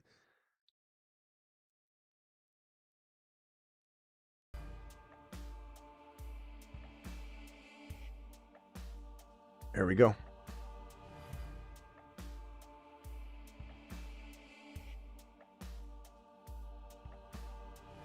Did you see, I don't know, maybe someone said something earlier. See AB got arrested again? Yeah, what was it for again? Supposedly he was at some boxing event and someone supposedly tried to jump him and take his chain, so he got his gun up into the air, scare him away. Oh, man. Damn, AB. Jaime says, hit that like button. Last year, he was an avoid, but given the new coaches and offensive upgrades, do you view DeAndre Swift as an okay option this season? I don't really trust him, bro, to be honest with you. I just don't. I don't really trust him. So it's projecting me to be, yes, I knew they were going to hate my team. 162. I like it, man. For weekly winners, again, for anybody just watching, this is for, you're trying to just win. I'm not saying I'm not trying to win every single individual week for 20K, but you're trying to have everything pop off for 1 week. And if you do, you win 20K if you're the highest scoring team. So it comes down to a totally different strategy. And I went wide receiver shopping early. CeeDee Lamb, Hunter, Debo. I took McBride. I took Bucky. And then I took Mahomes. And then I just started compiling as many upside RBs as I could. I backed up my wide receiver room. Probably one less than I would like. I wish maybe, I don't know who I would take away from my running stable, though. Maybe Dylan Sampson. And just say, you know what, I'll go ahead and grab like another receiver. I could see myself, in hindsight, getting Dak Prescott to go with CeeDee Lamb would have been ideal for me. I wish I could go back and redo that. But it is what it is. Now, let's get into, I don't know that I'm going to stream the entirety of it. I'll finish the draft with everybody. But if everybody wants to go into the lobby on Underdog, Promo code Smitty. The link's in the live chat. I'll drop the link one more time in the live chat. Let's get into a draft right now. Let's go into a $5 puppy draft. So just go to the lobby and you're going to go to the NFL tab. And if you need to get to the lobby, just click originals at the bottom, then click average or originals, then active drafts button in the middle, then lobby, and then NFL. And you're going to go to the puppy and you're going to hit the green button on the 20-second draft, and we'll jump into one of those together real quickly and do it live. Did you jump in yet, Smitty? Yep, I did.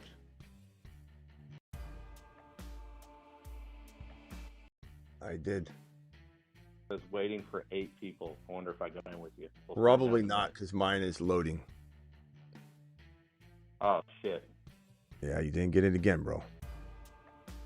Sorry, it said 3 or 4 people when I jumped in, and it sat there for like 10 seconds.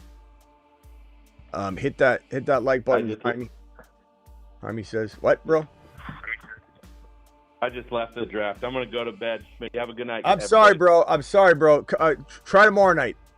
I will if you call into the show, and I'll tell you when we're getting in again, and I'll tell me when you're clicking the button. But I'm sorry you didn't get in. Good, brother. Better, Johnny. Good night, everybody. Better. I feel bad. I mean, there's only a lot of times when you click the button, there's only 4 open spots, so it's kind of hard to fully time it. Il Phil says he's drafting behind me. Il Phil's got the 1.5. Okay. New Age Outlaws in the draft. Steele's in the draft. We got a lot of regulars up in here. Tebow's in that was Joni, right? On the phone? That was Johnny. Yeah. With the Marsman thing, he's in the league, so he's all set. You just have to assign his team. So he doesn't have to worry about getting it. Okay. I'm going to go JJ here. He said he's listed in there, so he'll be okay. I'll go in right now, bro. Johnny, are you still there, Johnny? Hopefully Johnny's still there. Let me go to the Marsman League. Marsman settings. Members, right? Assign members to a roster. Yeah. I think it. There you go, Johnny. Yeah, he's in there. Yep. Johnny, you're in. Johnny, you're good. Go check it out. Johnny to the moon. Sorry, Johnny, you didn't get into this draft, bro.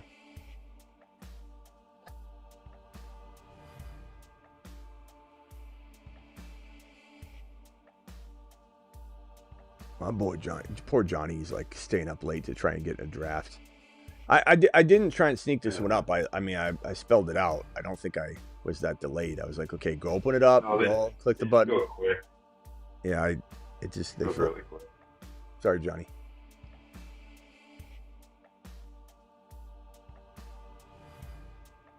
Do not take another Noah Gray.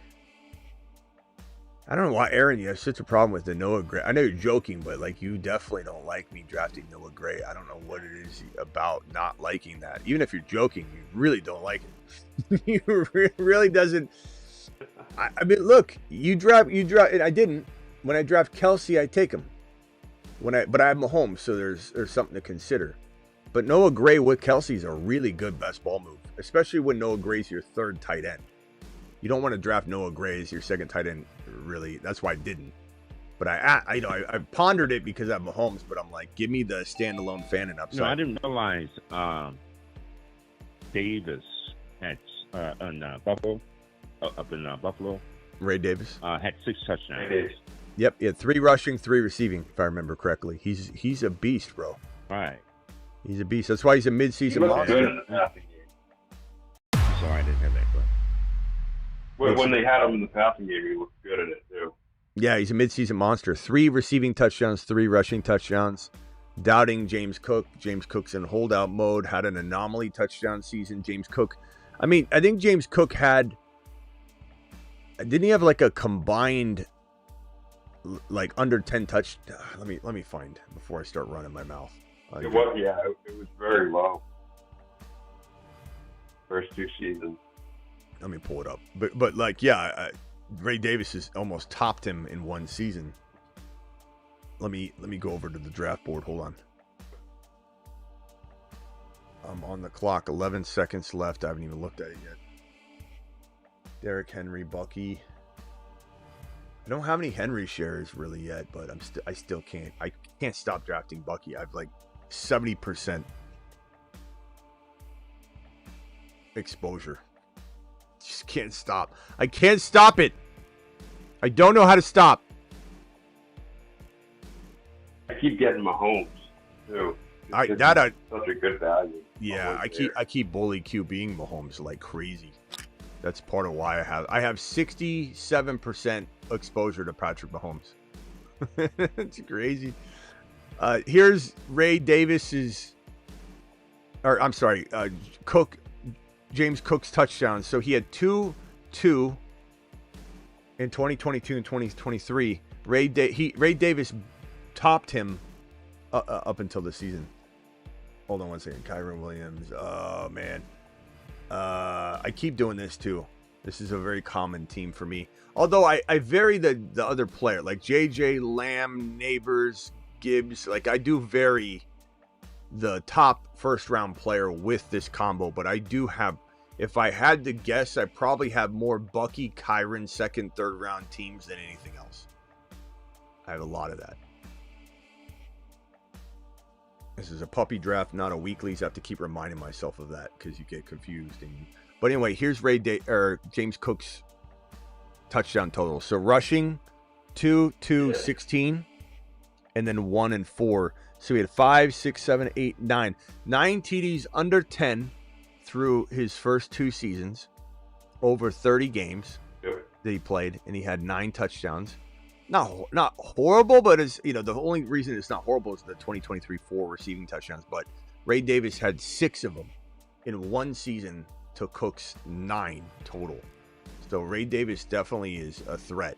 Now, how much of a threat right away? I don't know. Will James Cook get hurt because he's holding out? I don't know. Will James Cook be back tomorrow or June 1? I don't know. All I know is it's May 16. It feels like we're a long ways away, but before you know it, it'll be July 4. And July 4 is kind of like a notorious date for me where a switch gets flipped. And it's like we're in football mode. Everybody rushes in after the 4th of July. The show is packed. We're to the rafters. Right now we have, how many people we have on YouTube watching? I think it's like 140 to 180, whatever. Hit the thumb up button and hit subscribe if you're new. But this should jump into the 500s, I would say, per show. I don't know. We'll see where we're at, but it's going to get packed in here. But that's when, like, I start to feel like if you're still holding out, you're like entering July at all, I'm really concerned. And every day that goes on from there, you're more concerned. You hit August. I don't think it'll come to that, but we'll see. I mean, James Cook's saying the benefit of drafting early, drafting now, because, of course, the players that you're able to get at ADP are going to shoot up naturally. Yeah.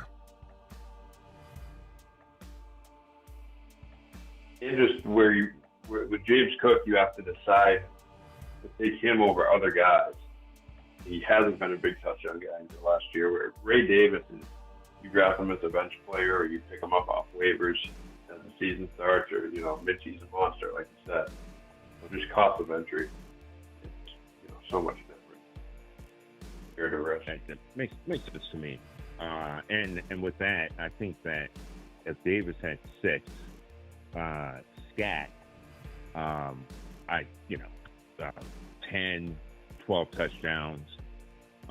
It's just a projection. But I just don't see any reason why not. I mean, with Davis having 6, different team, of course, Allen and company, but easy, as far as I'm concerned, easy 10 touchdowns, be it rushing and catching. I went ahead and took Jalen Hurts here because the QBs are flying off the board, and I really like this Justin Jefferson, Bucky, Kyron, and Jalen Hurts squad. In a normal setting, RJ Harvey would have probably fallen to me. So this is a very solid move. I don't regret it.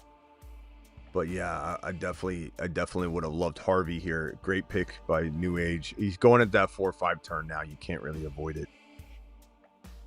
Now, would I've rather had Harvey and Mahomes? If I could go back, yeah. But I wonder if New Age would have taken Mahomes because he had Rice. But I don't know. Hard to say. Let's go with... We're going to time out here. Damn it. Damn it. James Cook.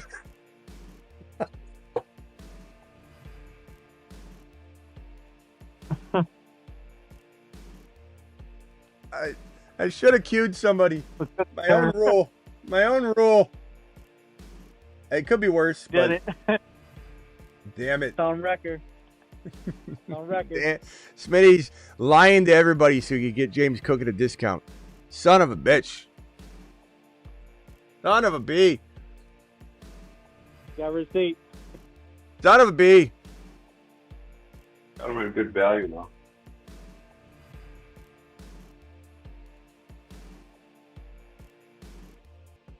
Why is it always the player I'm talking trash about? Why is it always auto drafting the player that I have the most to say about that night? Funny. Yeah, who was last year you. Last year you got you. I had a hater say one time that I literally talk down players so that I can take advantage of people in drafts and take those players. And I tried to like question him. I forget. I think it was live. It's live and in the comments that people say that sometimes. Yeah, it was. But I'm like, bro, think about what you're saying. Like, I'm trying to talk down James Cook so I can take him in a draft. I'm going to base the entire channel off trying to win in just a grouping of 12. Because once I get out of it, I'm not playing against any of these. Like, what are you talking about? Like, it's just insane. I could see where athletes get, tired of some of the news and shenanigans. And okay, hold on one second. I got Laporta's there. That ain't bad. George Pickens just got snagged. I did like that. Patrick Mahomes is still there. I'm gonna bully QB. Sorry, New Age is probably gonna kill me.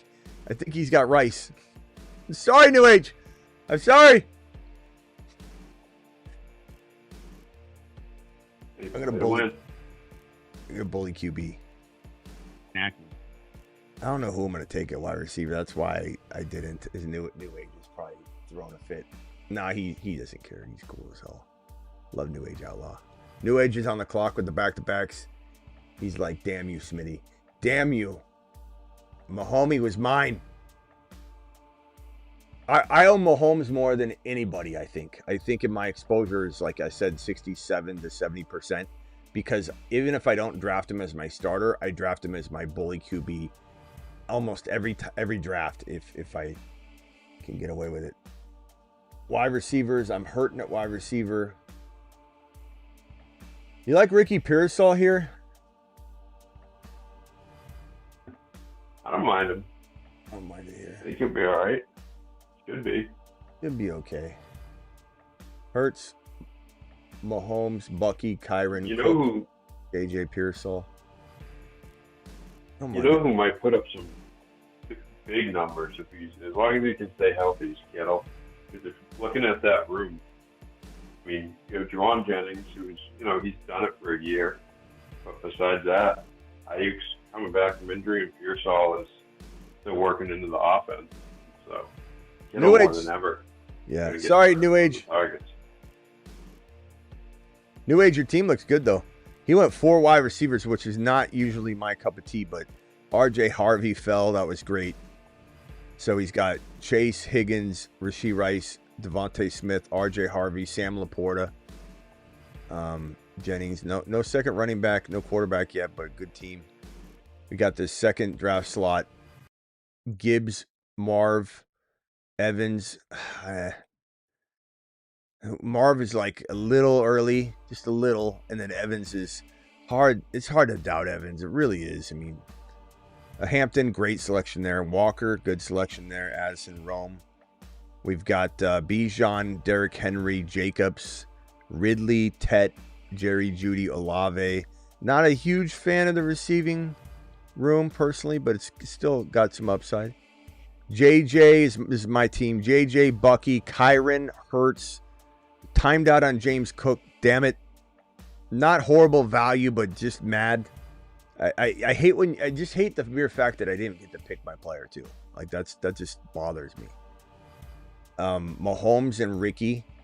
Not loving my wide receiver depth, but I love everything else, so it comes at a cost. It's fine. I accept that. Almost on the clock here, so I better get prepared and ready. There's Darnell Mooney we talked about. There's Kyler. Don't need him. Why did I queue him? I don't know. Habit. Higgins.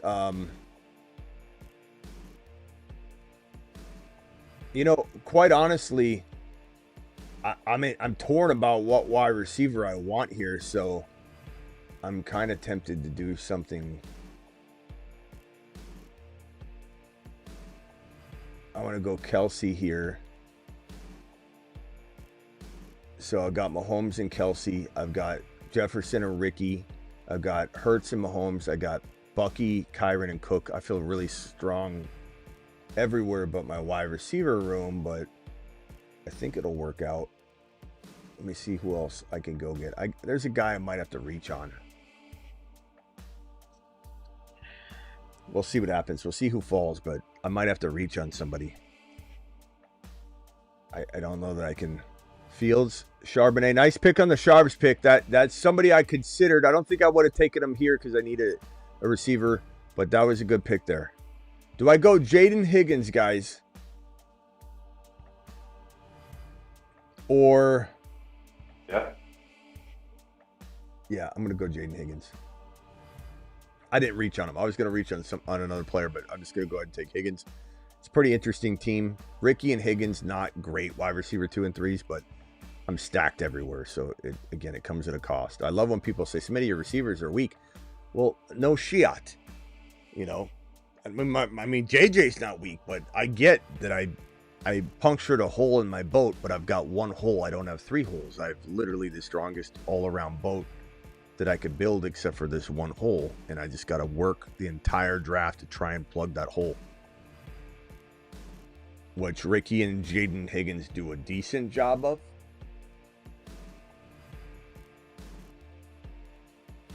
And that's the upside. I mean, that makes sense in terms of Higgins as far as I'm concerned. Question about the tight end rank. Kelsey's, 5? 1 through 5, however you have it. But Kelsey would be 5.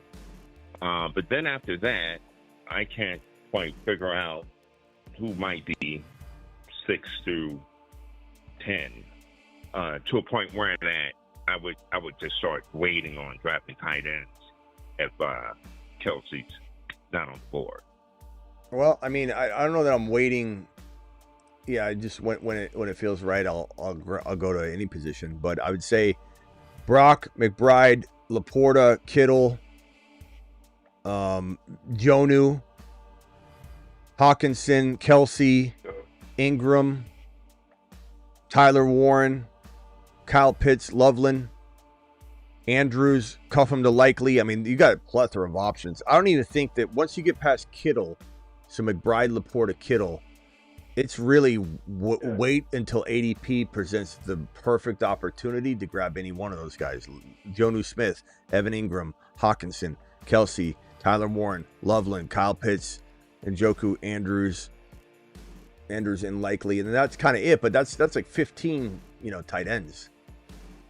So I think that once you get past Kittle and Laporta, then you're just waiting and going off the best ADP value you can find. You're of course you're punting tight end until the ADP presents the next available guy. But past Laporta and Kittle, there's a big gap.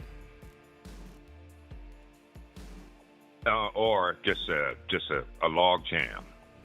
To your point, it's kind of like, choose your own poison. So, for that reason, that makes sense. So then, yeah, definitely look at the ADP. But I think, after Kittle, and again, depending upon your board, your build, and your drafting, that makes sense. Appreciate that. Mm-hmm. Would you have them in tiers, the tight ends? Like, would it be like Bowers, McBride in their own tier? How am I tight? Laporta. I don't know that. I don't tier very. I mean, I use tiers to describe like value, but I certainly don't draft in tiers.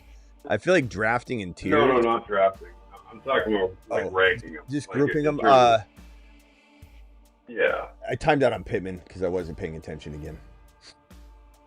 And for those that think, Smitty, you're a professional here. Like, this is unprofessional for you to time out all the time. Like, I'm running a show with an open phone line. For anybody who's critical of me timing out once in a while, and I would say I don't time out every draft anymore. I did, like, last year, I'd time out, like, once a show, but we do multiple drafts. I'd time out at least one time, but I would like to say anybody that's running a show while drafting and having open dialogue conversations, answering super chats, merging phone calls, it is a more difficult situation than you would think. So it's not an easy task. But here I timed out on Pittman. I've got Hurts, Mahomes, Bucky, Kyron, James Cook, JJ, Pearsall, Higgins, Pittman, and McMillan and Kelsey. Not my favorite team, I'll be honest. Not my favorite team. Is it bad? Not bad. Will it win? I don't know. Okay, let me go to my thefantasyfootballshow.com rankings where you guys could find year-round fantasy football rankings. I'm going to write down Bowers, McBride. Let me go here. Hold on. Bowers, McBride.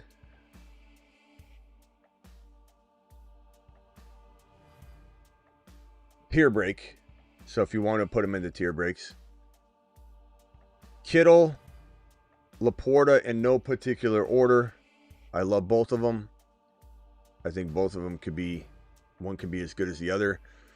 I think there's a tier break from here in like Jonnu and Hawkinson, but it doesn't mean that Jonnu won't be as good or climb into the bottom of this tier. But from a draft perspective, I do consider him in another tier. Hawkinson, Kelsey, Evan Ingram, personally, even though people don't like him this high sometimes, so I take advantage of that, obviously. Tyler Warren is in this group, in my opinion. I think, you could put Loveland in here, but there's so many mouths to feed. I almost feel like Loveland's in this, like, tier break down here. That's just me. I know I could change my mind. I acknowledge that I could. Andrews. Yeah, Andrews I put in this top tier here. Especially if you cuff them. Right. To likely. Kyle Pitts is somewhere in between these two tiers. I mean, I float back and forth. Goddard's kind of like in this one. Just because I feel like he's good, but can he stay healthy? Goddard. And Njoku. Njoku's kind of the same way. Yeah. That would be my ranking anyway. If I was to tier them off, but again, I don't. And I know you're not suggesting it, but just so people know, I do not draft based on tiers. I think that's like magazine. Yeah, I was just kind of wondering, is there like a clear separation once you get past those top four guys you have? Like, there's a pretty clear separation, and obviously even Bowers and McBride. That's what I was. Yeah, that's what I was telling DJs. Once you get past these four, it's just a break, and then you're just judging ADP as you go. What can I manipulate most to get, pull off the best team possible? Aaron with the super chat here, appreciate that. Il Phil says, is it just me, or have there been very few trades? While I pick Travis, what do you think of that question?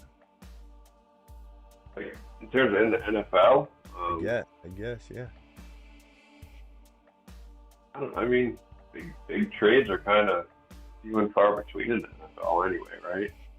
I think after June 1st, the post-June 1st cuts, or June 1st trades, I think you might start to see a couple there. And then once you get into training camp, maybe not big names, but players of some substance, they might start to move around the roster. Underdog, take Right my now, there's a lot $5. of things. Sorry, I'm giving Underdog $5. No, I just timed out again. Underdog, take my $5 tonight. Tajay Spears. Could be worse, but I thought I pulled it out. I did pick Ray Davis on my own, but I timed out. Oh boy. 3 timeouts in one draft might be a new 2025 record. I didn't time out in the first draft at all. I've been very good about it lately. I haven't timed out much at all lately this year. This year I've been very, very good. But I got a little caught up in doing some stuff on my screen. And I timed out. And the team's okay. I still think the team's good. Hurts. Bully QBing and timing out doesn't mix well. Because you're already kind of chasing things, and if you don't pay attention, you're flushing it all down the toilet. So understand, you're caught up, you're doing dishes, the kids are yelling, and you're doing bully QB or bully tight end. You better go into the bathroom and pretend you're struggling, and that way you can draft. Just sit on the toilet, put the lid down, sit on the toilet, and just draft in peace. Because you go bully tight end or bully quarterback, and you screw up one time, you might not like your team, and that's what I did here. It's still decent, though. I mean, Hurts, Mahomes, Bucky, Kyron, Cook, Ray Davis, Cuff to Cook, Tajay Spears, decent in best ball. JJ, Pearsall, Higgins, Pittman, McMillan, and Kelsey. It's not winning it. It is what it is. You admit your defeats. This is not going to be a best ball mania winner. Or I'm sorry, a puppy winner. This is a puppy draft. $5. Well, if it's any consolation, I mean, it's impressive multitasking. Like, I'm having trouble just trying to type up a chat and and then maybe even look at my other laptop. So it's impressive. In fact, I have a question. I'm almost ashamed. Hold on real quick. I did cuff Noel. I just cuffed Noel to Jaden Higgins. So that makes me feel a little bit better about the receiving room. All right, go ahead, bro. So, what are gifted memberships? So on the channel, if you go to, let me see if I can pull this up here. If you go to the YouTube homepage, my YouTube homepage, you'll see a home tab, a videos tab, a shorts tab, a live tab, a podcast tab, and then down at the bottom, at the end, you'll see membership and store. And on mobile, it's the same menu. It scrolls. So if you click on membership for the price of, I believe it's $2.99 per month, cancel anytime, you just have a green name. It's like a way to show that you're a supporter of the channel. You'll have a green name. You'll have emoji access. So all these emojis you see, like Brees Hall emoji, or the BBQ emoji, or all these different emojis, the Trey McBride emoji. We have a plethora. Guys, drop some emojis so DJ can see them. Those emojis and the green name, you get access, and it shows you're a supporter. It's a way to support your favorite YouTuber. That's the way it is. And so, and then there's an upgraded package where you get more priority comments, where I sort and I answer those comments on the YouTube channel more. So we have BBQ and New Age are always gifting them. So you can actually click on the $sign next to the chat. And instead of super chatting, you can gift memberships. So they're gifting memberships to people. So basically BBQ is dropping sometimes 50 and 20, and New Age Outlaw drops 50 and 20. So they're gifting. New Age Outlaw and BBQ oftentimes gift 50 $2.99 memberships. Like those guys are crazy. That's why they're unicorn. Yeah. They're absolute straight. Yeah. He is a unicorn. Good. I'm gonna jump in. Now I know. I couldn't quite figure that out. Good stuff, BBQ, and even the whole community, man. That's awesome. So I'll jump in. I didn't know that. I appreciate you. All right, I'm going to cycle the phone line off. DJ, see you tomorrow, bro. Appreciate you. Later, my man. All right, later. Rock out. What can I do for you, pal? Rock out. Can I give you the worst team? Sure. All right. Patrick Mahomes, C.J. Stroud, Bryce Young, running back Gibbs, Irving, Harvey, Montgomery, Sampson, wide receiver Rice, DK, and Mbuka, Jalen McMillan, Coker, Royals, Lockett, tight end Kelsey, Ingram, and Goddard. Nice. Like it? I got triples tonight. I've been drafting Bucky. Get buckied. So much. It's constant Bucky drafting. Can't stop. Wait, like 80%, 90%? I don't know. It's bad. It's getting real bad. I might need help. I think I should call up a therapist online, pay for it, and live stream it. And just be like, hey, hello, this is Steve with your virtual psychology appointment. What can I do for you? What seems to be your compulsion? Like, well, I'm drafting a lot of Bucky and taking a lot of Bucky baths, and I can't stop. So I just don't know what to do. And I'm timing out a lot, too. Sure. Keenan Allen. I think I'm done with wide receivers. How many picks do I have left? 17, 8. Man, I only have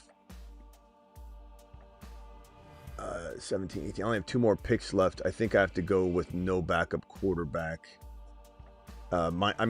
No third quarterback in this particular build. I've got Hurts and Mahomes. That's okay. Are they the same bye week? Hurts and Mahomes? I got the schedule here. Should say on there now on Underdog, right? Oh, yeah, it does now. They added it. Thank God. 9 and 10. Okay. I forgot they added it last night. Yeah, I just noticed that. So, Bucky. Yeah, I'm going to have to draft two more tight ends, I think. On the clock. Just so no one takes him and I'm going to time out. I'll just grab Noah Gray. Okay, I need another tight end.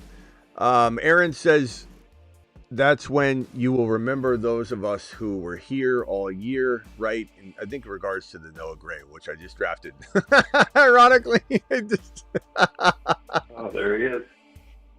Oh, that's beautiful. Beautiful timing. Help me through some hard times, and I'm sure I'm not the only one. Thank you. Appreciate you, Aaron, for the support. That was unbelievable timing. Talking about Noah Gray. Is it just me or have there been fewer trades? Yeah, I guess I don't really. Yeah, I feels like maybe there have been less, but there have been a lot of years where there's not a ton. So I don't know that it really shocked me, but it's a good question. I guess I would be curious. I wonder if, I don't even know if Kruger, I don't trust Kruger with data. He used to be really good and now he's really bad. Kruger, he's been giving you a year behind. Yeah, Kruger, what is this year in the NFL on par with trades, NFL team trades, or behind the average, year or season, or ahead? So far, this year's NFL trade activity is pretty much on par with an average season. We've seen some notable moves, like the Aaron Rodgers cut and likely signing with the Steelers, and the release of Cooper Kupp. Those aren't trades. Those aren't trades, Kruger.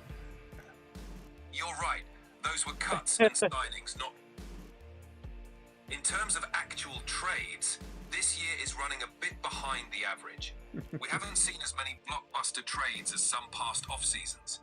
The pace might pick up as we get closer to training camp, but for now... I could literally say, well, wait a minute, isn't it ahead of schedule? And you go, you're right. I'm sorry. You're right. It's ahead of schedule. Kruger, he's got to know what he's good for. Did he say likely signed to the Steelers? Let's ask him. Very said that. Hey, Kruger, did you say Aaron Rodgers likely signing with the Steelers? Is that what you said? And are you hearing anything okay. on the Aaron Rodgers Steelers situation? Yeah, that's right. The buzz is that Aaron Rodgers is likely signing with the Steelers for the 2025 season. There's no official confirmation yet, but it's a strong rumor. If I hear any concrete updates or breaking news, I'll let you know right away. Thank you, Kruger. Hey, Kruger, I'll give you two guesses, but you'll probably only need one. Name one of the quarterbacks that I have on my best ball roster that I just drafted. I drafted two quarterbacks, both of them kind of early. Who is one of them? I'm guessing one of them has to be Jaden Daniels. He knows all those. No, it isn't. It isn't Jaden Daniels. Who is the other player that I smash all the time in best ball drafts? All right, if it's not Jaden Daniels, then my next guess is Malik Neighbors. You're always talking him up as a potential superstar. Quarterback, Kruger. Quarterback. Let's go with Joe Burrow then. He's definitely one of your favorites to snag early. That is. What? No. Let's see if Kruger can see. Kruger, what helmet am I holding? What team is this? I can't see which helmet you're holding right now. If you want me to take a look, you can turn on your camera or give me a hint. Oh. Okay. What helmet is this, Kruger? It's a Cincinnati Bengals helmet. The stripes give it away. That's scary. That's scary. I turned that camera off fast. Kruger. Oh, Kruger, you're peeping. Just doing my best to keep up with your favorite teams. That Bengals helmet is a classic. No sneaky peeping here. Okay, who is the signature on this? And does it look authentic? Did I get screwed? Who is that? That signature looks like Jamar Chase's autograph. It seems legit from what I can see. If you got it from a reputable source, you probably didn't get screwed. Looks awesome. Why is it so small? Why is he signed such a small... It's one of the most unattractive signatures in the league. Yeah, some players keep their signatures small and simple. Maybe he's just efficient with his autographs. Even if it's not flashy, that signature still adds a ton of value to your collection. How much is this helmet if it's authentic, in your guess? A Jamar Chase signed Bengals helmet, if it's authentic and in great condition, could go for anywhere between $300 to $600. Maybe more if it's a special edition or a limited run. It's a solid piece of memorabilia. Mm-hmm. Okay. Thank you, Krug. Thank you, Kruger. Anytime. Let me know if there's anything else you need. All right. I'm out of here. Rockout, did you have anything else? You're all set. Rockout, did you have anything else? No, I'm good right now. Appreciate it. All right, man. Appreciate you. Travis, anything else? All right. Yeah, just in Dynasty, would you rather have Kittle or Jonnu? I know Jonnu's I think he might be 2 years younger, but the two situation. Kittle. I'd rather just go for the win. Yeah. Jonnu's had some injury concern as well, so I don't know. I'd probably say give me if Kittle's got 2 years left as an elite player, let's say a year and a half or a year, and then spotty final year, but you at least can get some huge points and huge games out of him. Does Jonnu Smith have 3 years? So I don't know. Maybe, right. Okay, cool. But anything could happen. All right, man. We'll see you tomorrow. Later. All right, guys. I am out of here. Appreciate all of you. Didn't like my team on this particular draft. Love the other one. And I would review them, but I'm too tired. We'll draft tomorrow again in the evening. We'll go live at some point during the day. Thank you to my mod squad. Thank you to my super chatters. Thank you to the Real Telly and to Maximum, to Jaime, to Il Phil, to Aaron, to BBQ and New Age Outlaw for dropping gifted memberships. I think gifted membership wise, I want to say New Age dropped a 10 burger of gifted memberships. New Age, thank you very much for doing that, you monster. BBQ dropped a 50 burger earlier on the other stream, so I appreciate both of my unicorn gifted membership Mavericks. What did Kruger call BBQ the other day? He called him the something master. Let's ask him. Hey Kruger, what did you nickname BBQ, who drops the gifted memberships on the channel a lot? You named him something master the other day. You got it, Smitty. I nicknamed BBQ Maverick because he's the top super chatter and always leading the pack. You did, the membership Maverick, but then you ended up calling him another new name the other day, and it was like something master. It's coming back to me. The man, it's something like something master. Oh, right. It was membership mastermind. That's the No, it wasn't. Kruger, you're losing your mind. You're losing your mind.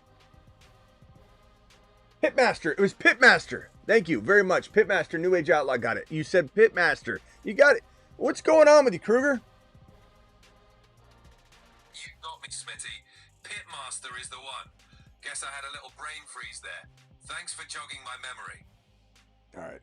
Tell everybody goodbye in the live chat. Tell them what to do with the like button.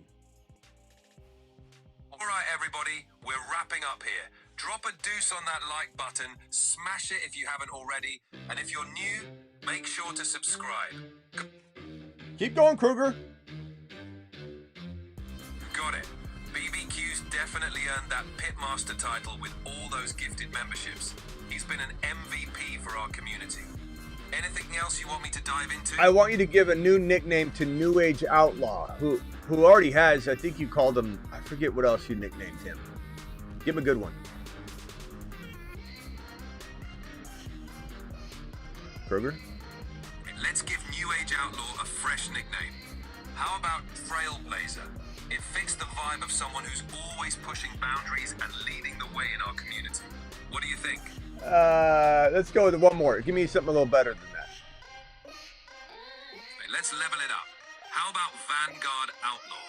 That gives it a bold, pioneering edge while keeping that outlaw spirit. What do you think of that? Where'd you get Vanguard from? I was aiming for something that means being at the forefront or leading the charge, like someone who's always ahead of the curve. But if it's not hitting the mark, let me know and I'll find something that fits better. Something as good as Pitmaster or membership Maverick. Those were better. Give New Age some respect. I'm sorry I'm yelling at you. What, Smitty? I get it. Let's give New Age Outlaw a nickname with some real punch. How about Renegade Legend? That's got a strong, standout vibe that honors their contributions.